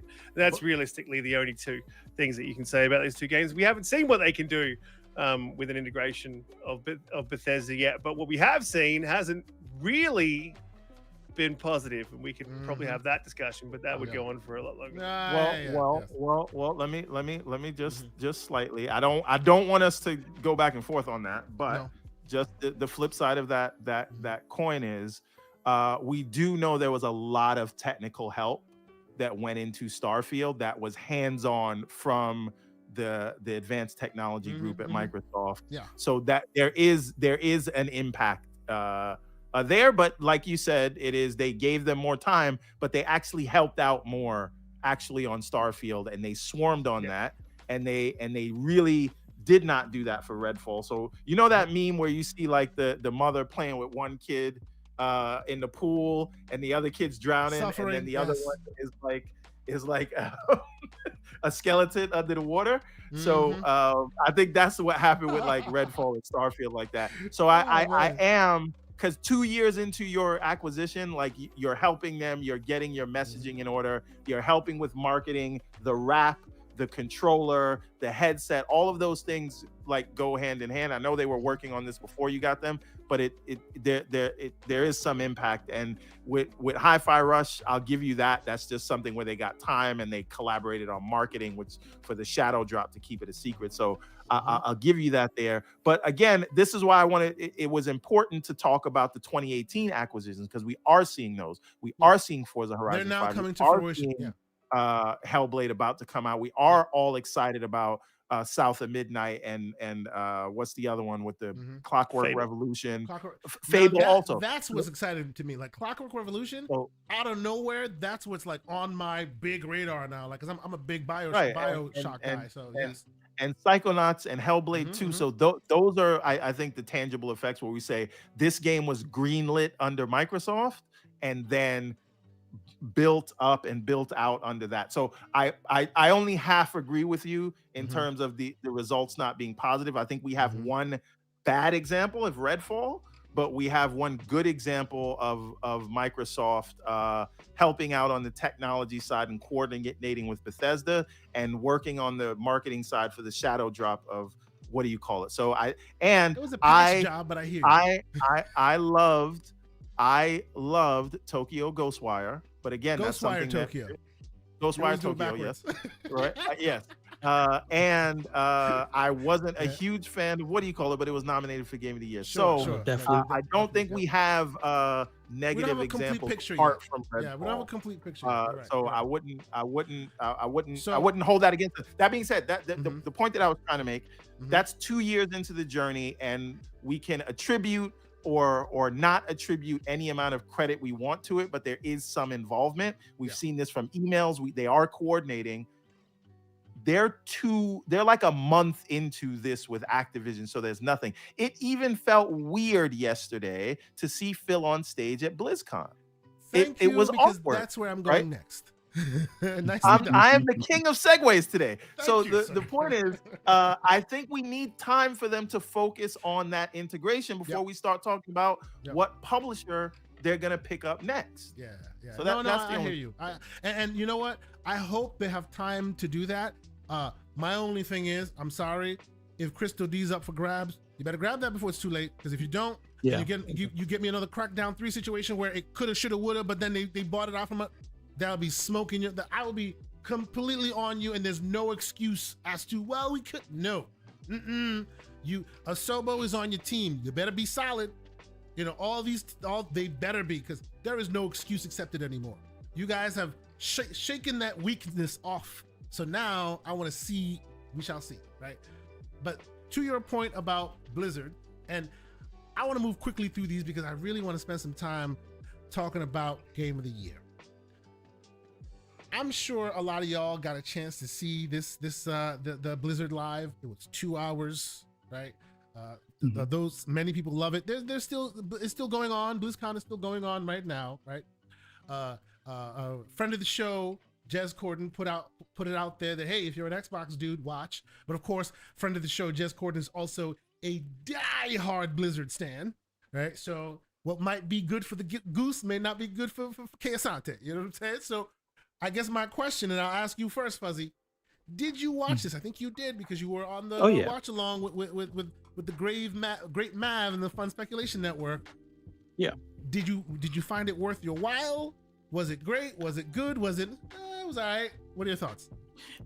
There were a couple of things I was hoping for, but wasn't really expecting or didn't think that they had to be there for it to be a good show. Like the big thing for me was to find out more about Diablo 4.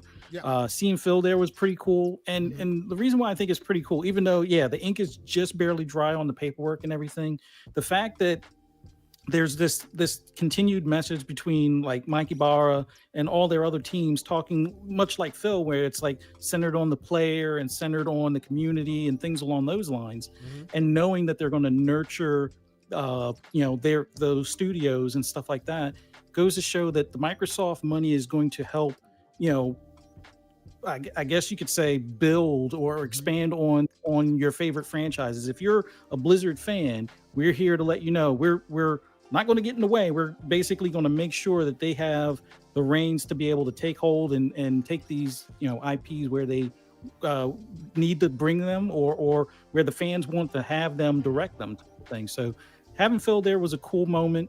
I was kind of hoping for maybe something mentioned about like the whole like StarCraft or something like that. It's real early on that. The one thing that I was kind of expecting, but it might be and this is a thing of contention, is that survival game Odyssey or Codename Odyssey. You were expecting to see something about it?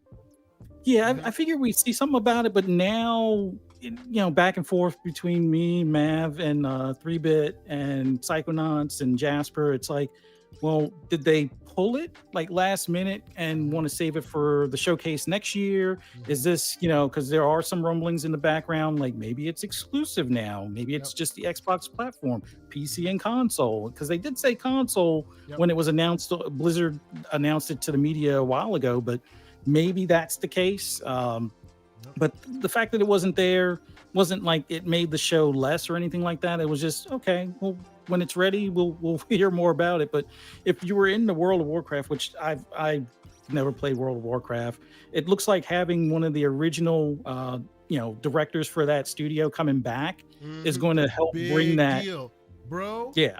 I'm like you. I'm barely into that world. I've been adjacent. I've played it a bit. It really didn't connect with me. I just moved on. But when they tell you Metzer's back or whatever the hell his name is, people say that with passion. Like, wow. Can I say something about that really quick? Just so first of all, Chris Metzen just made me like hyped to be. Oh, he's like, the hype man of hype. Like I've never played a Warcraft game, but I'm like, yo, I wanna check this out, right? Yes, like that energy is crazy. I do also want to say, like, the production value with the big screens, I felt like I was watching a D23. Oh yeah. Right? And just the idea that that's now a part of Xbox is still surreal. Yeah. But and a lot of people wanted Phil to say more, but I feel like they have to earn that. Yep, and everything that's happening right this year is not really a result of anything with Xbox because the deal just closed. So I think we're gonna see that footprint more next year when we can really see them. Next year's BlizzCon. When they actually have influence on the process. Yeah. Right. Yeah. One thing I want to say though with Warcraft that kind of like when you saw Overwatch and when you saw Diablo, they showed you cinematics and they showed you gameplay. Every time with Warcraft, they never show you the game, but they show you these amazing cinematics. The game's moment to moment is trash. I'm sorry. I know there are fans in here. I apologize. I don't get it, man. Like you just spend all the time clicking a button, and there's hotkeys on the entire damn screen. The animations can get you that feels more than this showing you what to be done. People love it. Like they love it. I can't get into it, Yeah, man. me neither. Just, I'm trying.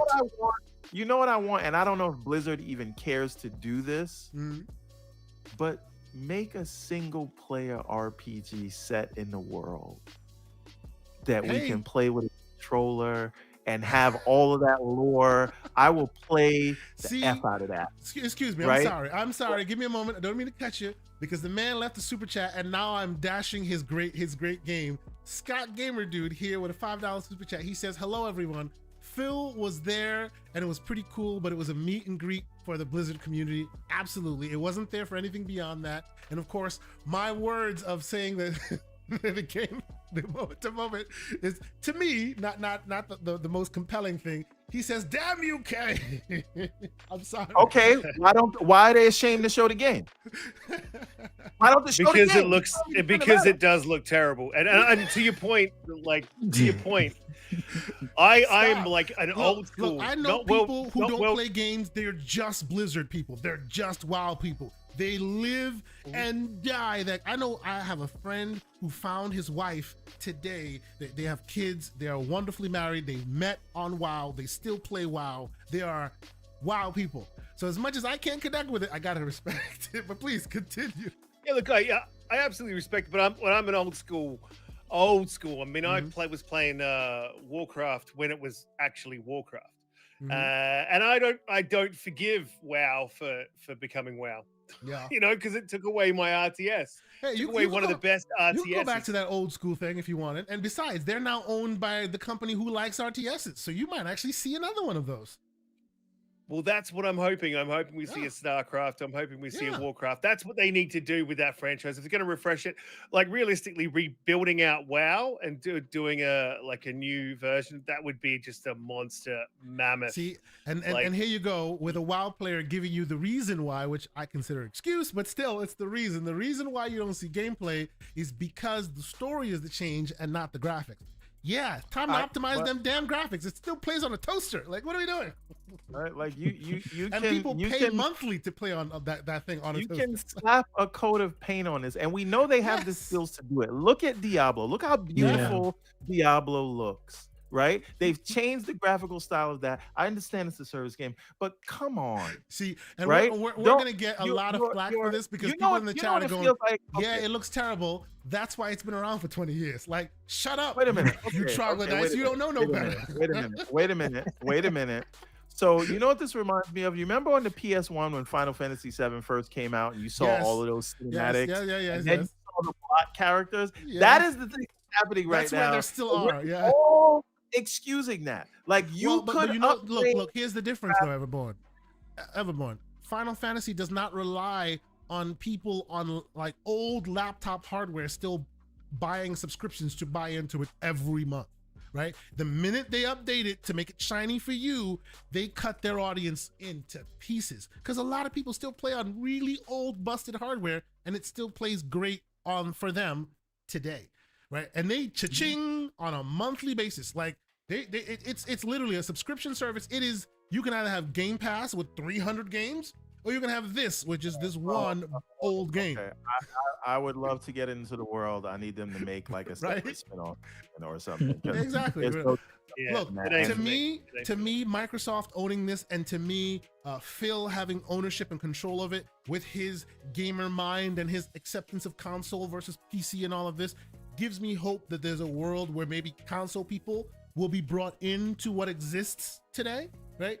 I don't want to disrupt what exists today because that's one thing you saw at this Blizzard thing, and not my bag, but boy, there's a community there. Holy crap. People were excited 2 hours and they were just like, yay, 90-minute shows. And people are like, yo, that was boring. We need pacing.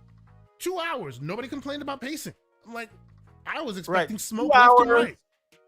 3 IPs, 4 games. That's what you got. And that's all you got. And people were just like, I was in the Twitch chat overjoyed.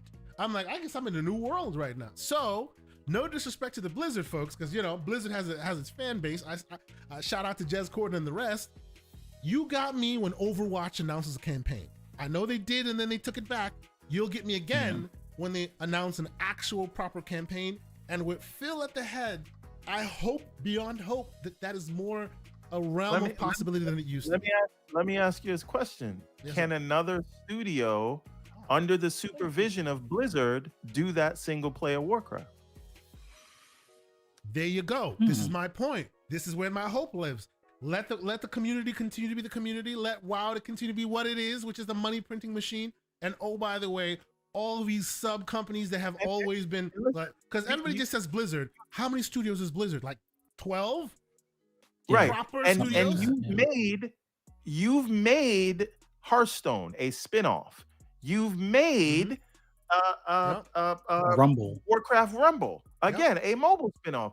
Do something on the console. So Riot Games is copying the Blizzard formula, Riot Games, and they're very successful at it, as you can see, right? They have games in all these genres, and they're doing amazing things collecting the check. What's the thing they're doing next in 2024? A lot of those crazy IPs coming to console, right? And that's why a lot of the Riot agreements that people heard about during Game Pass, they're like, it doesn't matter.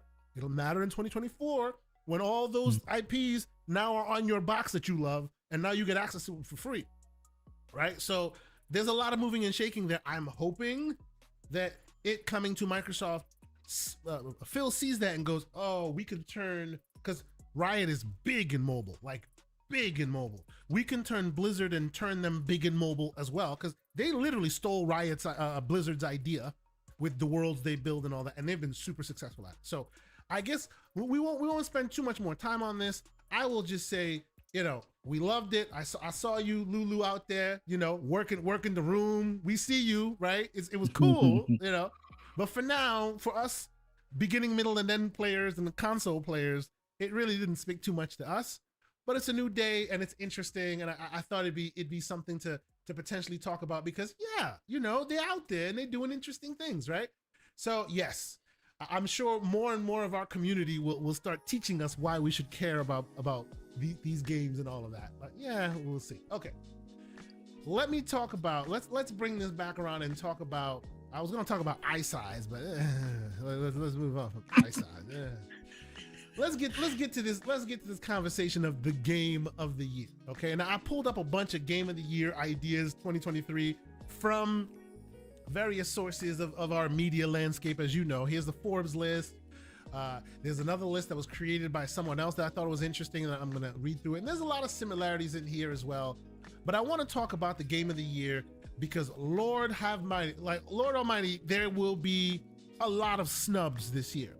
Right? A lot of deserving games will be snubbed, in my opinion. I could be wrong. Y'all could tell me I'm wrong. That's what this conversation's about. I'll put it out here on Front Street. I wanted to talk about it, so I put a tweet out into the community. And of course, like a freaking schmuck, I left off Starfield and I left off Hi-Fi Rush. Like a freaking schmuck, I did that. And of course, everybody had to come for me, talk about, console warrior. I ain't about that life, people. I ain't about that life. I'm just getting old. Leave me alone, okay? So I put a list together, a long list, and I was asking who was gonna get snubbed. People called me out and they went, yeah, exactly, Starfield, just like you snubbed it off of your list. But yes, by and large, with 500 plus votes so far, and it's still going live, many people have voted, 41% of people who have voted think that Hogwarts Legacy, the game who sold more than most so far, will be the one that gets snubbed. I had TOTK on there. I had Jedi Survivor on there. The list is long, ladies and gentlemen. But I will start with you, Mr. Risk It for the Biscuit. Haven't had a chance to chat with you about it. There's 6, and I'm calling and I'm limiting it to the Keeleys because that has become the de facto game of the year. Say what you will about that. Yeah, we can debate that, but that's what it is. Let's move forward from there. There's a long list, and there are missing pieces on this list. And while we talk about it, I'll bring all these things up.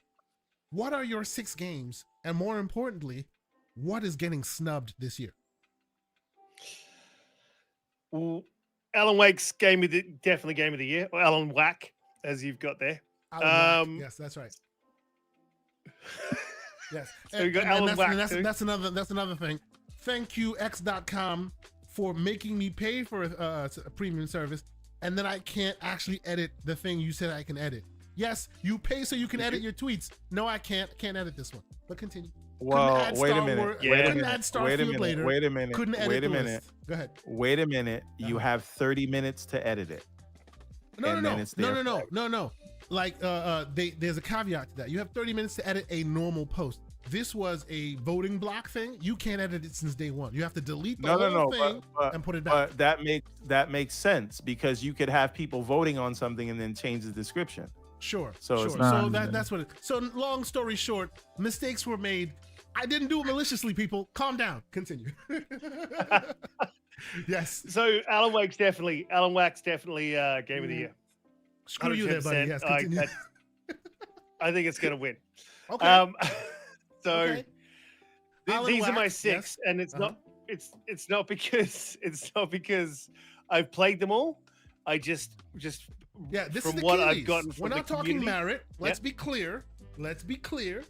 We are not talking merit, and that's not to say that the Keeleys never go on merit, but we all know there's a lot of pieces to that gumbo, and merit seems to not be the most priority piece in that gumbo. So it is what it is. We'll move forward from that conversation. But what do you think will even make it to the 6 lists in the Keeleys, or is there a swerve and they go, oh, this year it's 8?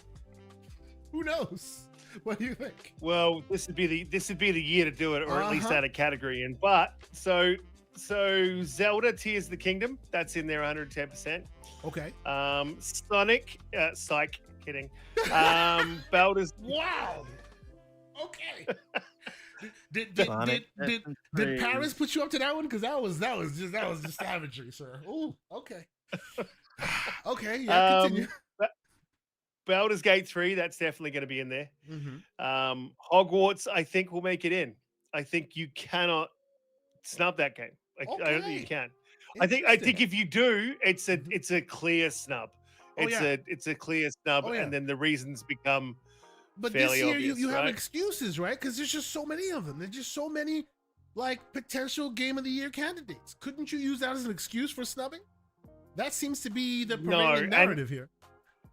And you know how I struggled with that game too, because that to me was a massive Ubisoft clone. Yeah. But people loved it, and people love Ubisoft clones. We haven't. No one's even thrown in Assassin's Creed Mirage, but I'm just saying that was a great game. I enjoyed it. It was a great game. I don't think it's getting there. Nope. It's definitely not getting there. Spider-Man 2, that's 100. That's going to be nominated. Like it is the representative from Sony. So yes, the only game they can actually use as a representative from Sony. Continue. So Resident Evil 4, I think that gets in. I would pick up my pitchfork. Y'all better not have me on your Game of the Year like watch-alongs, because I will be swearing. I'll be like, this is some bullshit.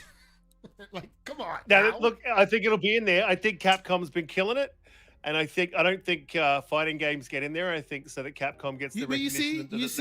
You see, Resident Evil 4 should not be there, but freaking Street Fighter should. This is my point. Why bring on a regurgitation? Should MK1 be there? There's an argument. I think Street Fighter is probably a little bit more, but there's an argument. Continue, Risk It. Trying to squeeze the 6th in is tough. This is where you run into problems. You've got Dead Space, Sea of Stars, Starfield, Final Fantasy 16. What else have you got? You got Mario Wonder. You've got. No one's even going to look at Sonic. You've got. You got Jedi. You got Jedi Survivor. You have Jedi Dead Space Survivor. Remake. Diablo 4. You have Diablo 4, right? You have Starfield. Are you saying all of those are snubs? You have Lies of P in certain corners. You have Remnant 2 in other corners. You have, Armored Core 6 in many corners. Yeah, they're all getting snubbed. I really think probably what's going to get in is because they always have that little indie game. Okay. Right? Or a game that's indie-like. But do you know which one that would be? Which one is that for you? Sea of Stars. See, I hear you on that, but there's a small game called Dread the Diver that says hello. Most people don't know that, but every single reviewer says, "Oh, this is my indie game of the year." Pay attention. Most gamers haven't really given it any attention. I think Baldur's Gate kind of fits that I'm talking indie darling. Really? Yeah, Baldur's Gate I think they consider that more indie, even though it is a AAA budget. but it's not the mainstream studio. Like it's literally an indie Remedy, game. Like, then you can call Remedy's thing an indie game because it's also an independent game. No, that's published by Epic. It's not the same. It's not published by Epic on everything. No, it's not published by Epic on PlayStation and on Xbox. Whoa, wait a minute. Stop it right there. Alan Wake is published by Epic, even on Xbox and PlayStation. Yeah. Okay, I stand corrected. I didn't think so. Okay. So because they're published by Epic, you can't call that. All right, I get you. And Larian is published by Larian. Well, okay. To be fair though, It Takes Two was published by EA, but it was through the indie program. And it still got an indie award for it. So that could be another way of sidestepping that. But okay, keep going. Yeah. Keep going.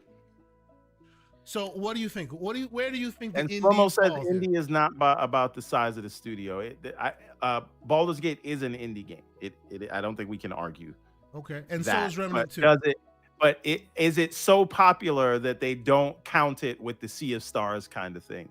Like, because sometimes it's like small team, low budget when you think of that sort of indie nomination. Well, okay, if Baldur's Gate 3 is GOTY caliber, which let's be clear, it will be in that final category.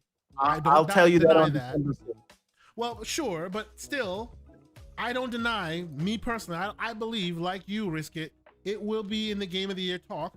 That also removes it from indie categories, giving room for other indies. Because yes, it is indie, I won't deny that, but it will be in the proper Game of the Year conversation. And you know that this is the Keeleys, and they have a formula, right? They have a representative from Nintendo. They have a representative from PlayStation. They have an indie game. And then they have the list of bombastic games that they consider met the threshold of super cinematic, look at us representing the gaming sphere. That's what the Keeleys tends to be. And I think Baldur's Gate kind of fits that frame somewhat to where it could be in the general GOTY conversation. So that removes it from the indie GOTY conversation. Who do you think falls in there if Baldur's Gate's not mentioned? And I guess that's for you, Risk It, still, because you're on that list.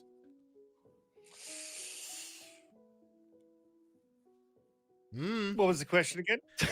Where's your indie? Who is your indie? Well, that's Remnant Sea of 2? Stars. Oh yeah, you think Sea of Stars? That's not because I played it, but just because from what I have heard, and that's the most indie. That's the most indie game I think that we have on the list that's likely to make it into that Game of the Year nomination. Yep. Yeah, but yeah, sorry about that. It's getting to 1:30. I feel you. We're closing in on the end of the situation here. So I will move to you then, Fuzzy. Same question. What are your 6 and what are your snubs? And I guess your 6, defining your 6 will tell us all what your snubs are. What are your thoughts? It's kind of tough. I think the ones that are definitely in the nomination list are going to be Alan Wake 2, Spider-Man 2, Zelda Tears of the Kingdom. I really believe. Are we really thinking that the Tears of the Kingdom will outshine Wonder, or both will be there? I think both will be there, but it's kind of like that tough call because they've done it in the past. I think the last time Zelda was out, there was also a Mario game that same year that was also nominated. So it's like if history repeats itself, both are going to be there. So Nintendo will get 2. But to be fair, like that time it was Breath of the Wild, which was a revelation. This time we're talking the third piece of a great cake. Right? Yeah.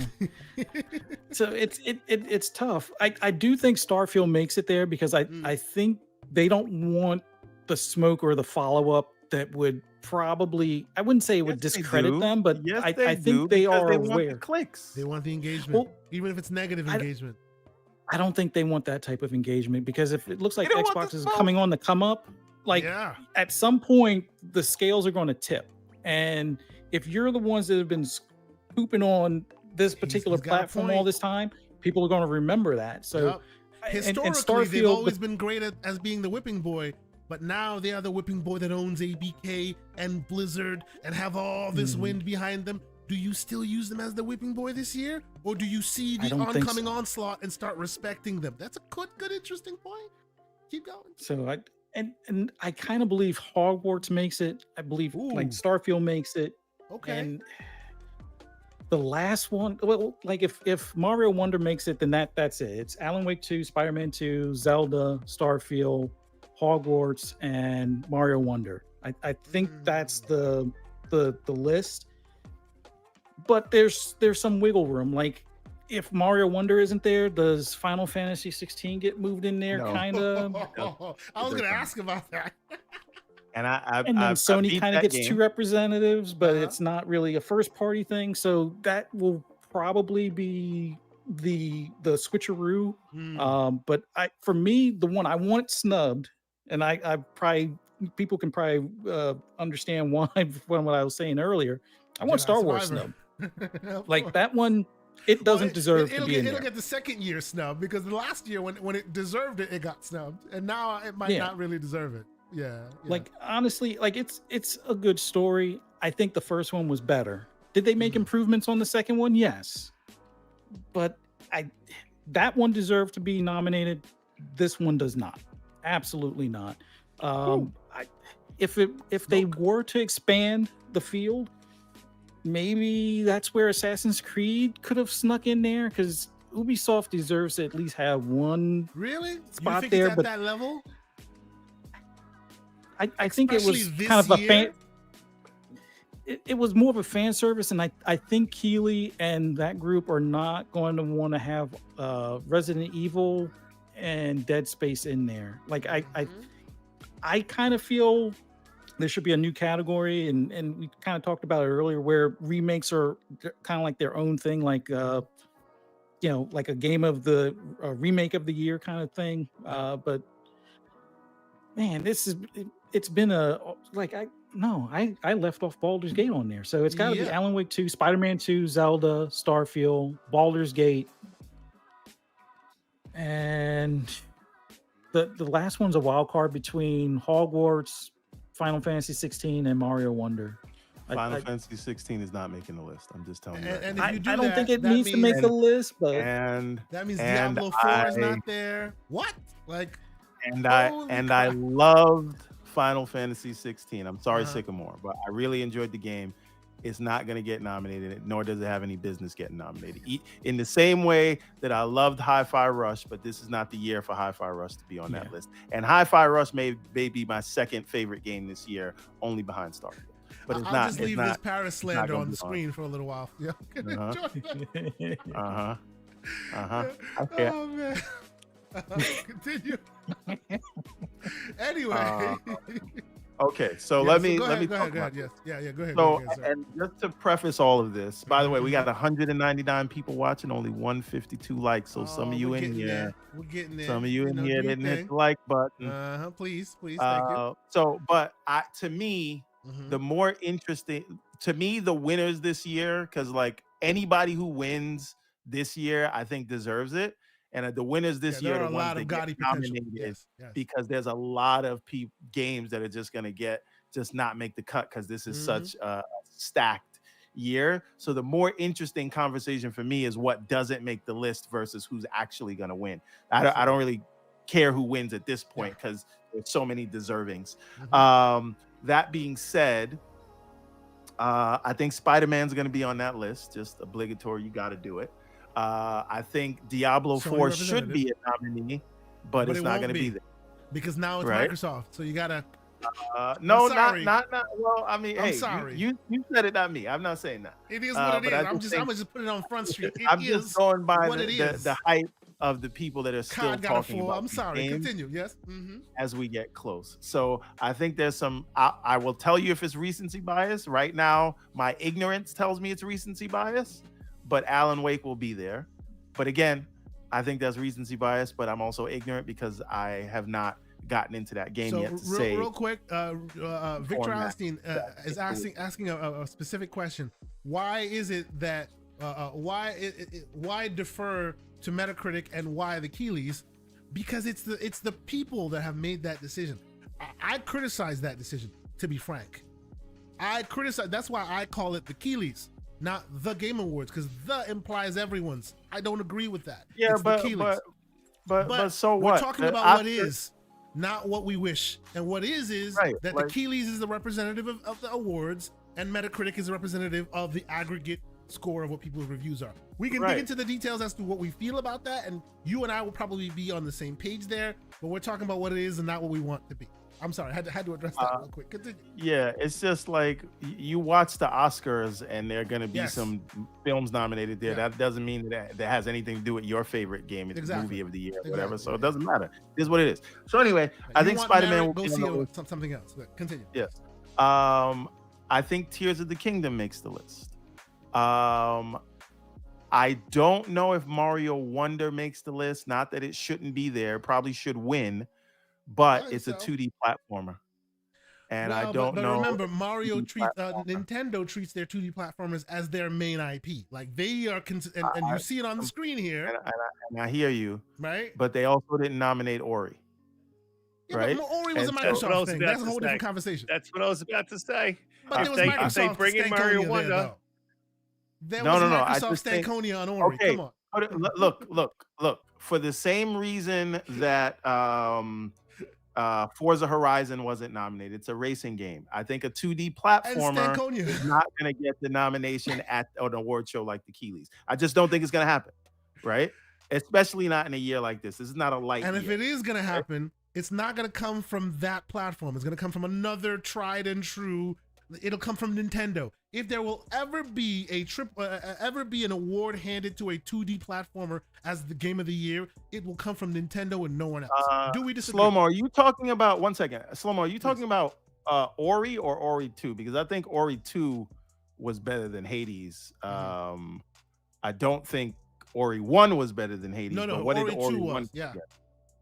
But anyway, I agree too. Yeah, reasonable minds can disagree. Absolutely. But anyway, so I think the Nintendo nod is going to go to Tears of the Kingdom because that shut down the world when it came out, and people will still curse you out if you say anything bad about it. Yes, I have played Hades, sir. Yep, I've beaten it. I know you're supposed to beat it like 9 times.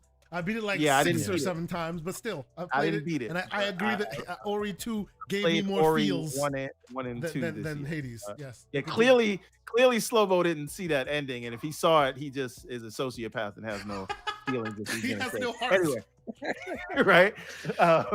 But anyway, wow. Okay. Hey, listen. When we get offline, I have a sociopath story to tell you about something from last week. Remind me. But okay, anyway, I will. So Tears of the Kingdom, we've established that. We've established Spider-Man. My biggest question mark is, will Starfield make it? I do not know. Yeah. It is my game of the year. Yeah. Hands down, easy. I don't even have to think about it. But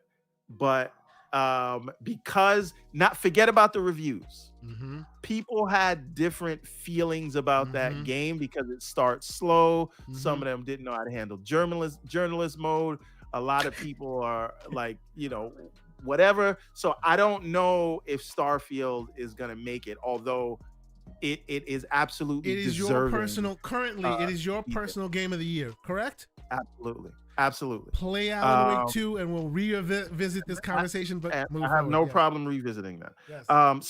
So what do I have so far? I have Spider-Man, I have Tears of the Kingdom, I have snubbed Mario Wonder, I have a because you want to because of Sonic. I see you, sir. No. That's not has nothing to do with it. Mario Wonder's a better platformer than... Wait a minute. Mario Wonder is a better 2D platformer than Sonic Superstars. We're having real talk right now. Ladies and gentlemen, clip that. Okay, continue. Yeah. If it should be up there in contention, my wonder is that can a 2D platformer get a nomination at an award show like the Keeleys? I don't have that answer yet. I hope that Keeley specifically tends to give so much deference to Nintendo. That's why I keep saying if any of them ever do, it will be Nintendo at that show. Because Keeley bends over backwards for the respect for Nintendo. No, wait a minute, Slow-mo. What about the rest of the game? We're not just talking about the ending. I'm just saying, like, the whole rest of the game. It's like the perfect Metroidvania. Anyway, forget it. Stop, because what Slow-mo will do, if you talk BioWare, he got you. If you talk anything that he loves, there's no way he will stop fighting with you on it. So the minute you said it was better than Hades, I was like, oh, it's over now. Because I've seen him play Hades on stream multiple times. He loves that game. All right. So Yes. I see it. He's being paid by the. Oh the yeah, Hades of course. page. He's paid by anyway. Big BioWare. He's paid by Big Hades. All right. So Continue. I don't think See, he's going Hogwarts still. will get nominated. Mm-hmm. Not because of any of the political drama behind it. You think it doesn't but deserve it? No. I mean, it's not for me, right? I'm not a Harry Potter head because I'm a grown ass man. I don't know about you children. You see what's going on here? But, of course, yeah. But right. I think there is some recency bias going on with that award. And listen, there's a thing in the film industry called Oscar season. If you want your movie to be considered for an Oscar, you put it out in October to December. Right? If you put it out in February, you might or May. If you put it out in May, it's a blockbuster. You want to make some money. If you put it out in February, you don't believe in the film. So and if you put it out from October to December. The Black Harry Potter wants you to know that you a hater in all caps. Hey, just what can I say? The Black Harry Potter. Let's continue. So I have 2 snubs and a question mark so far. Yes, that's Mario Wonder, Hogwarts Legacy, and Starfield is my question mark. Alvin says he's a 40-year-old Ravenclaw, but he's gonna let that one go real quick. you insulting people in our chat right now with your I don't even know what that means. I don't understand the words coming out of your mouth. You might as well be speaking French.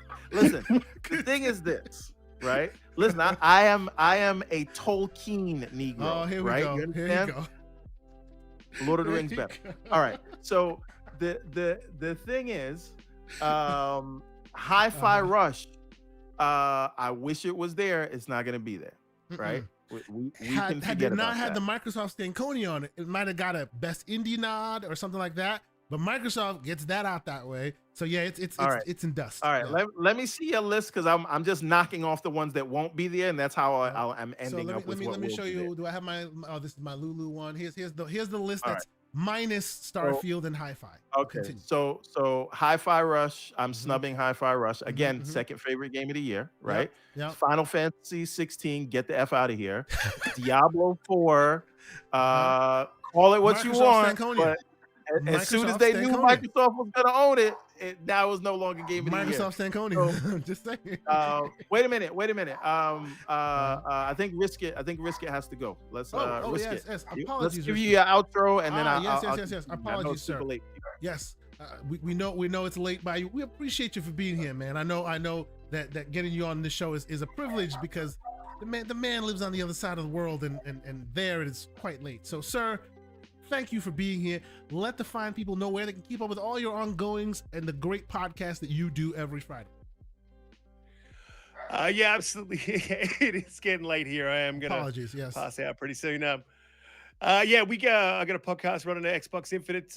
You can find that on YouTube. I'll link that in the chat. You can find me on Twitter under RiskIt4TB. And it was honestly, this is a great show. It's always a great time when I come in here. So I love coming on. But we gotta talk some more interesting stuff. Well, maybe we'll do it recorded so we can do it at a more advantageous time for you. Huh? And we'll put it out somewhere. We'll do that. Yeah, if you want to get into the Series S stuff or you want to get into the capitalist stuff, there's a lot to get into. It's great. It's great. I love those conversations. We don't always agree on everything, but we come at it from a very, earnest place. And that's what I always appreciate, getting other people's perspective. So, if y'all are not checking out Risk It for the biscuit stuff, you should be. If you're an Xbox head, he's got you covered. He doesn't shy away from the slander, and I appreciate that. Thank you, good sir, for being here. We'll definitely have you back on again. Thank you for being here, and we appreciate you. And of course, I'll put all your stuff in the show notes and all that, so people can definitely click on your stuff and subscribe. Absolutely. Thanks, guys. Have a good night. Chat's awesome, and I'll see you in the next one. Thank you, sir. Have a good one. Later, Risk It. Okay. So, all right, there we go. So, Starfield is the question mark, but I think it has the highest chance to not be snubbed of everything that's going to get snubbed. So on your list. So you're saying it might not get snubbed. It might actually be on the list. Yes, that's why I have a. I'm not sure. I'm not sure. It could go either way. It's a question mark. Yeah, because what Fuzzy's saying is a very interesting point, right? You've been the whipping boy for a long time, but they got some guns ready to blow, like to bring to bear here. If you do that, you're Keely. You might not get any kind of inside information or inside track on your next big thing. The next Senua saga may not be on your screen. Yeah, that's what I'm saying. Like if Starfield don't get nominated, you snatch that Hellblade. You may not be getting Hellblade combat footage or something, right? They now have a vested interest to keep that platform happy. So that might change the equation a bit, but we'll have to see how that plays out. So I'm just gonna read off of your list, and then if there's anything I miss, I'll bring it up. So Alan Wake 2, I think that gets in. Elephant Tusk Mario, I think that's snub. You think so? Okay. Because it's a 2D platformer. Sure, it should win the whole damn thing, but I think they're gonna stop it. Platform. Okay, I get you. Right. Dead Space. So Dead Space remake, not gonna make the cut. Legacy. Recency bias will take it out. So snub. Tears of the Kingdom, that's gonna make the cut. See, that would be very weird to me. Like that's like cutting the new Mario and putting the second in the line of Zelda in there. I hear you.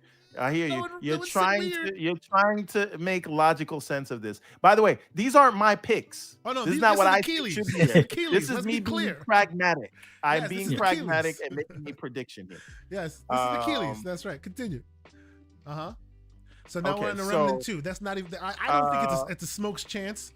Just like Lies of P, people love it, but I don't think it even enters Lies the of zeitgeist. P, no chance. Yeah. Remnant 2, let's hold on to that for a minute. So let's skip that. We'll come back to it and see how many I got left when we're done. All right. RE4 remake, snub. As it should be. I'm sorry. All right. Jedi Survivor, let's hold on to that and come back to it. Street Fighter 6. You gonna make Fuzzy mad. Street Fighter 6. Street Fighter 6, snub. Diablo 4, snub. Really? Yeah. Final Fantasy 16, snub. Spider-Man gets in. Baldur's Gate 3 gets in. Cocoon. Right? Cocoon, get out of here. Indie. Get out of my face. Cocoon Indie, although it's got that Microsoft thing going on it. Sure. Armored Core 6, I don't think it's going to make it. It's too obscure. Lies of P, get that out of my face. Okay. All right. So now I'm going to come back to Sea of Stars is going to make the list. Okay. Yeah, that will be the representative from the indies. Now we have 5. So now my question is, what is, if I take my question mark off of Starfield, we have my 6. So now we have to say, will Jedi Survivor or Remnant 2 replace Starfield? If that happens, that would be wild to me. Because of those that you're picking, I don't think any of them are even and let me be clear. I've had very limited experience with Remnant 2. But I've played Remnant 1 and I've played the OG VR game it's based off of. They haven't changed too much since then. It's just more added to it. Slow-mo is in the chat with a actually. Okay, saying give me some majority of past Game of the Year winners for Keeley's awards in the past decade have come out before June, so no recency. Have any come out in February though? Because Tears of the Kingdom came out in May, right? So I like February is very early for a game to come out and people still remember it. So, I just don't think Hogwarts is going to make the cut, even though it's the #1 selling game of the year. Elden Ring came out in February. But Elden Ring spawned 100,000 subscriber channels because it had such detail that people played it the whole year through. So come November, there was still Elden Ring in the zeitgeist. That was Elden Ring's thing. It wasn't just, they picked one. No, that game could not be denied because people wouldn't shut up about it. I just don't hear people talking about Hogwarts anymore is my thing, right? No. Anyway, okay, listen, if you don't want to blame it on recency bias, then politics is going to take it out. The point is that Wizard game ain't going to be it's out. Yeah, I feel Get it out of here. I am gonna say that Starfield will beat out Remnant 2 and Jedi Survivor. So Starfield does because it deserves it. So in a vacuum, it's more deserving. let's recap this. I have Starfield, Tears of the Kingdom, Alan Wake 2, Baldur's Gate 3, Spider-Man, and Sea of Stars. Those are my 6. I think we should write this down just so that we can come back and see who the Swami was. Who the Swami was. All right. So, okay, for me, and I'll be quick about it because I don't want it to be much further than this, but we'll get through it quickly. For me, I say Elephant Tusk Mario is on that list. It should be. As it should be. I say, yeah. I don't think it'll win, but it'll be on the list, and they need a representative from Nintendo. And to me, in this year of years where there are so many GOTY candidates, you don't have 2 representatives from Nintendo. You have 1. So you have to pick one. You don't pick and maybe I'm being overly logical. You don't pick the one where everything's the same except gameplay, right? Everything else is the same except gameplay, where this is far more expanded. I think like Nintendo, like Mario taking their Nintendo taking their like mascot IP and making such a change deserves that push, and I think Mario gets in there with it. So that's 1, right? I think Zelda gets snubbed. I think that Dead would be Space. Crazy on the timeline if Zelda gets snubbed. I'm telling you that right now. I know. I think between the 2, you pick one and Zelda gets snubbed because Zelda's a known commodity. Versus Mario that came out of nowhere. LSD Mario. This your list. You're making this your ideal list. Sure. Maybe I'm wrong, but I'm just telling you my logic for why. Right? You need a representative, and I think it is the representative. That's fine. Right? I think Remnant gets snubbed. I think RE4 Remake gets snubbed. I'm putting a pin in Hogwarts Legacy for now. Right?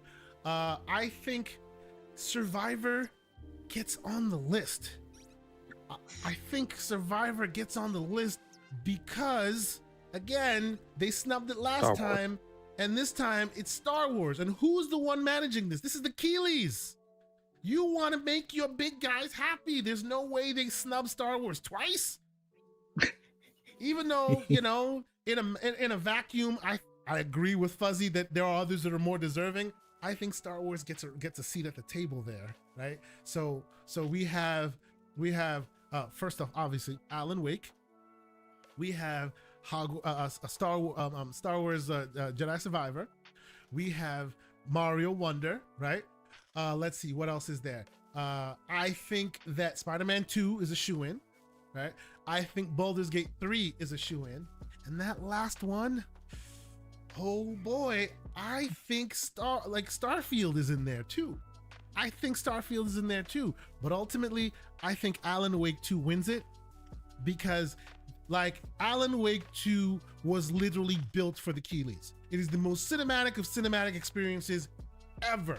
This is a game that non-gamers can sit back and watch and say, yo, that was a great movie.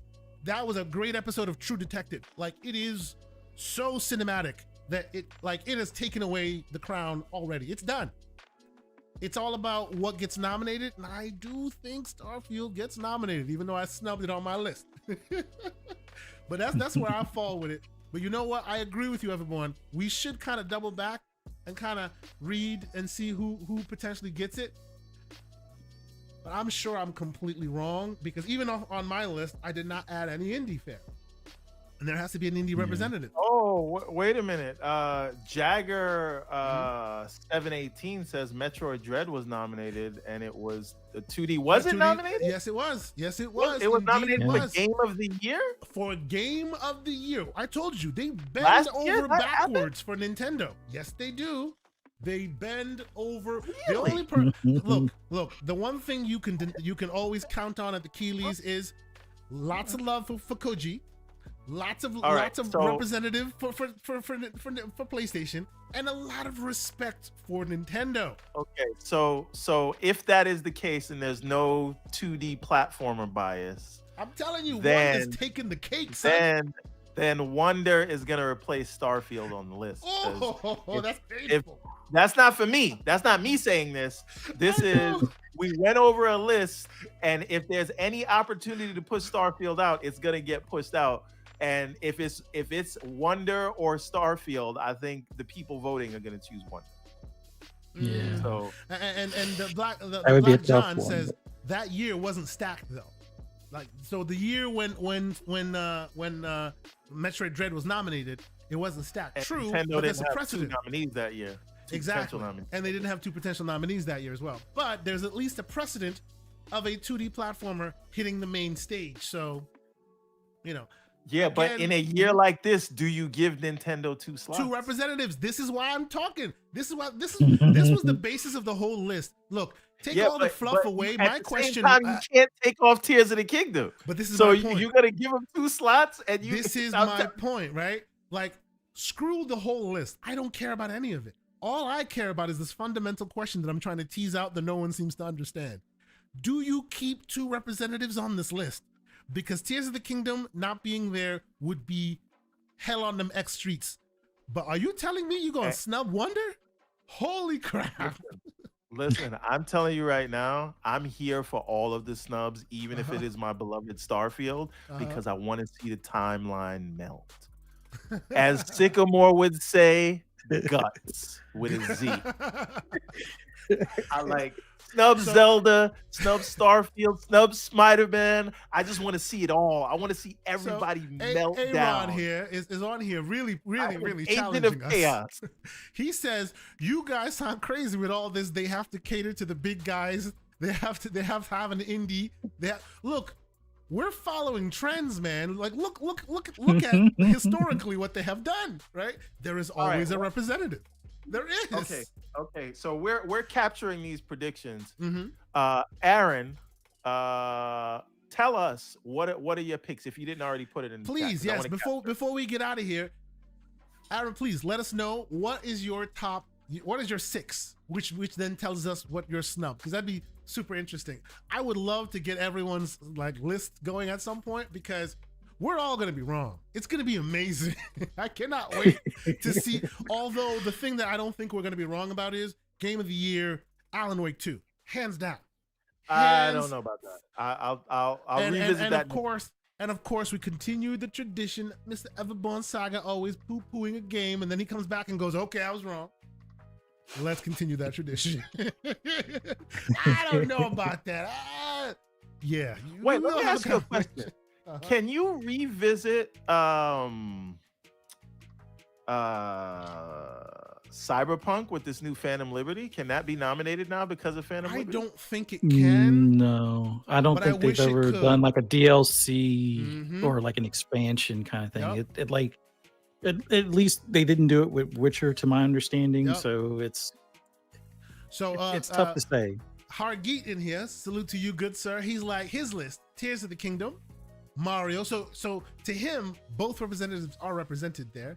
AW2, Alan Wake 2, yeah. SM2, Spider-Man 2, Baldur's Gate. That's not what he said. 3. That's not what he said. Okay. And then indie is tough. Dave the Diver, Cocoon, or Sea of Stars. Exactly. That's where I was too. Those 3 are primed to hit that indie slot. Yes. So I think he and I are on the same page there, with the exception of the Baldur's Gate slander. Although I do agree with him. Anybody that says Baldur's Gate 3 is like Game of the Year, I'm like, my first question is, have you played Act 3, sir? Because if you have, then we need to talk, because that might be a problem. But yes. Okay, let's see. And I see, before we get out of here, I do say Aaron responded with his list.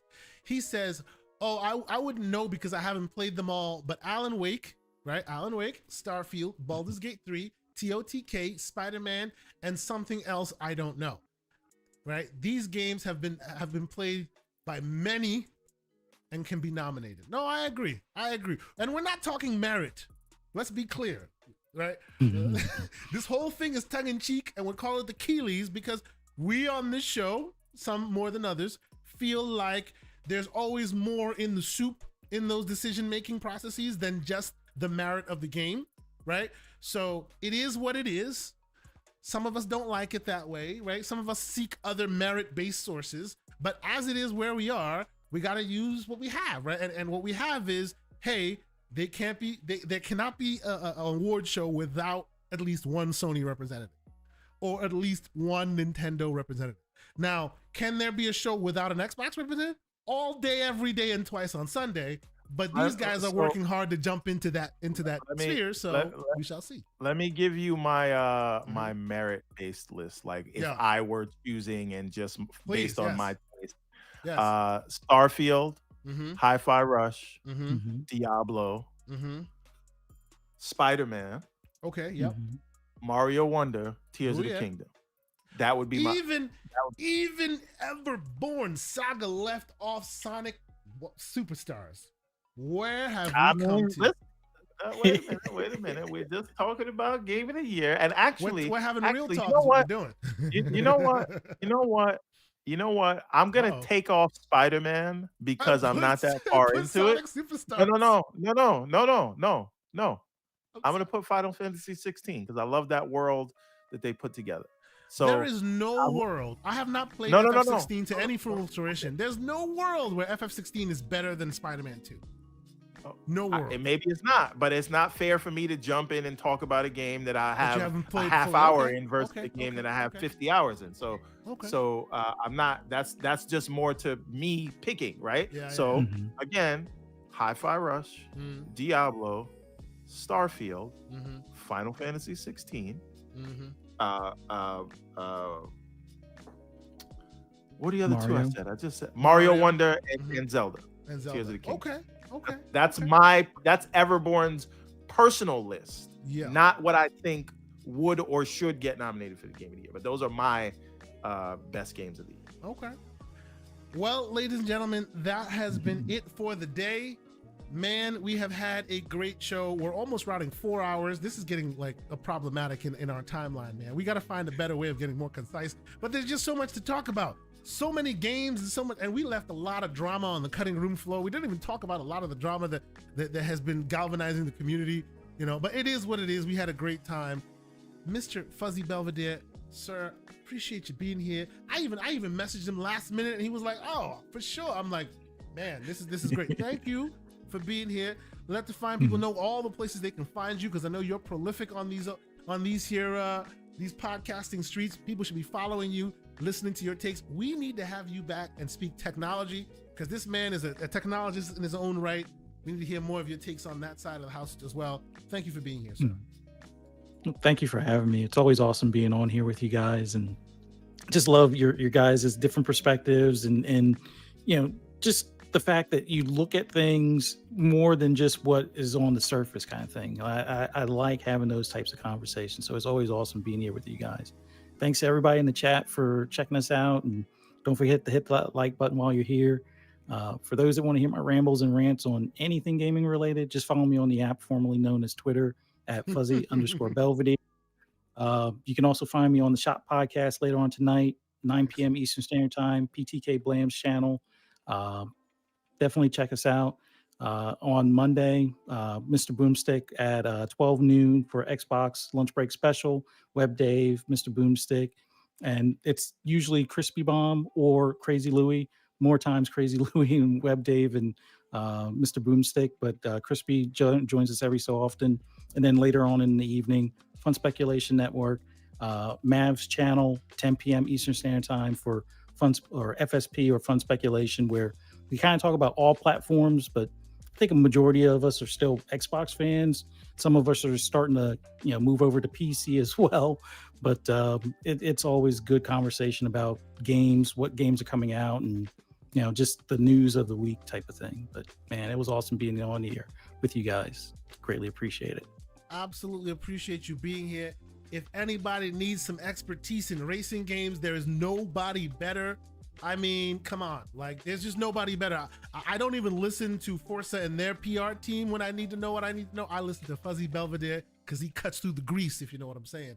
Appreciate you for being here, sir. Everborn Saga, how about you, good sir? What can the people expect from you this week? Well, before we get into that, I have a quick question. So maybe you guys or the chat can help. If I haven't played Modern Warfare 2, this is the one that came out last year, can I play Modern Warfare 3? I don't give a crap about the multiplayer. This is all about the campaign. The story. Because people are like, they're like, it's 4 hours. I'm like, good. I don't have time for it's beginning, middle, and end. Keep it moving. Yes. Yeah. I do think it helps you, as I've heard it. Like if you have like the first one, the last one in mind, it enriches the story for you a little bit, but you don't need to go in there like having done your homework. You know, it's a self-contained thing. You know, yeah. This is my thing. Like, if I need to play the second one, I'm not going to spend $170 when I know it's about to come to Game Pass. But maybe I could get Modern Warfare 3 because I'm waiting for the 4 console. campaign paid over the weekend. I'm waiting for like the UI, the desktop, the launcher that gives you one campaign, next campain, all in a row. You could play them like. Yeah, I'm not doing that. But I Can't hear wait you. Okay, so yeah, because I was thinking about it, but like I'm over here telling you I'm not. You know what? Forget it. I don't need to be looking at that right now. I need to finish Alan Wake and Spider-Man and all these other things. My homework is to finish Starfield up. Your homework is to get far enough into Alan Wake to see what everyone else is talking about. So it's just jumping the line over Spider-Man. I see. Okay. But anyway, what else you got going on? Anything going on in the other parts?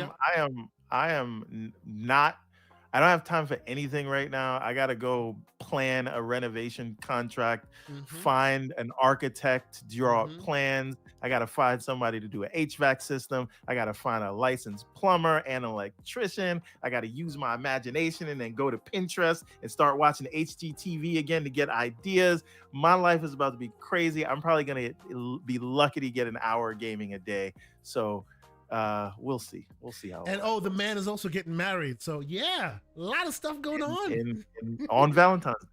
On Valentine's Day, yes. So yeah, salute to you, good sir, and I'm sure we'll hear more about the Everborn saga as time progresses. I know there's also movement in that location as well. As for me, we got a super chat. We got a super chat before you go. Before we go, we have a super chat from the great Scott Gamer Dude, $5 super chat. He says, "Hello, Kate. Have you and Everborn built your stream? Have you and Everborn built your stream desktop yet? And have you seen the TJD and the TJ101 handheld?" Yes, I've seen those handhelds. Monster was he speaking crazy. English just now? I don't. Those were just like words put together. What TJD? It's this weird handheld that's a 10-inch screen. If I'm not mistaken, it's the 10-inch screen variant, and it's just this like astronomically odd looking big old touchscreen with 10 inches, and it's a monster. But we could talk. Actually, you know what? Maybe we'll that's talk a more Monday about question. That. Exactly. That's a question that we'll probably talk a bit more about on the Gamers Playground on Monday. We appreciate you, man. I'm sure we'll talk about that. And as to the question about the stream desktop, kind of, sort of. What are we talking about? What are we doing? I'm not gonna go far into it, but kind of, sort of. If I tell you I have Steam OS running on a box that I can plug into a TV,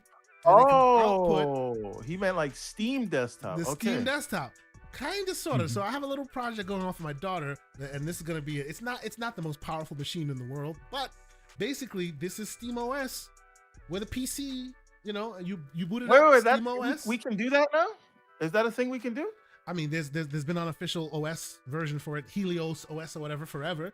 You boot it up. It's literally Steam OS, like literally like Steam Deck, but on a desktop.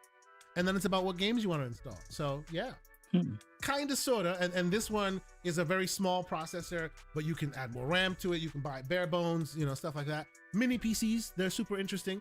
A little bit of a sneak peek of more of the stuff you will get from me on this channel on the Gamers Playground, Monday nights, 7 Eastern Standard Time, and we do it with my man, the Latino Heat himself, who's him and his wife are celebrating birthday today, Mr. John Wolf. So shout out to him. That is it for us, ladies and gentlemen. We are what is it? How many hours into this? We are officially almost at 4 hours. Man, we need to talk about this thing. But it's been a great time. I always enjoy doing this with my brothers, Mr. Everborn Saga, and the great guests that came here. Salute to Risk It for the Biscuit for lending his thoughts as well. Always great to hear from him. And yeah, there's probably some more for you all to listen to out there on them streets. Go check it out. Let them know we sent you. Keep it up above board. Stop the maliciousness. We can disagree, but we can still, have great conversations like we do on this show. And we'll see y'all next week. Peace. Nice to be in orbit.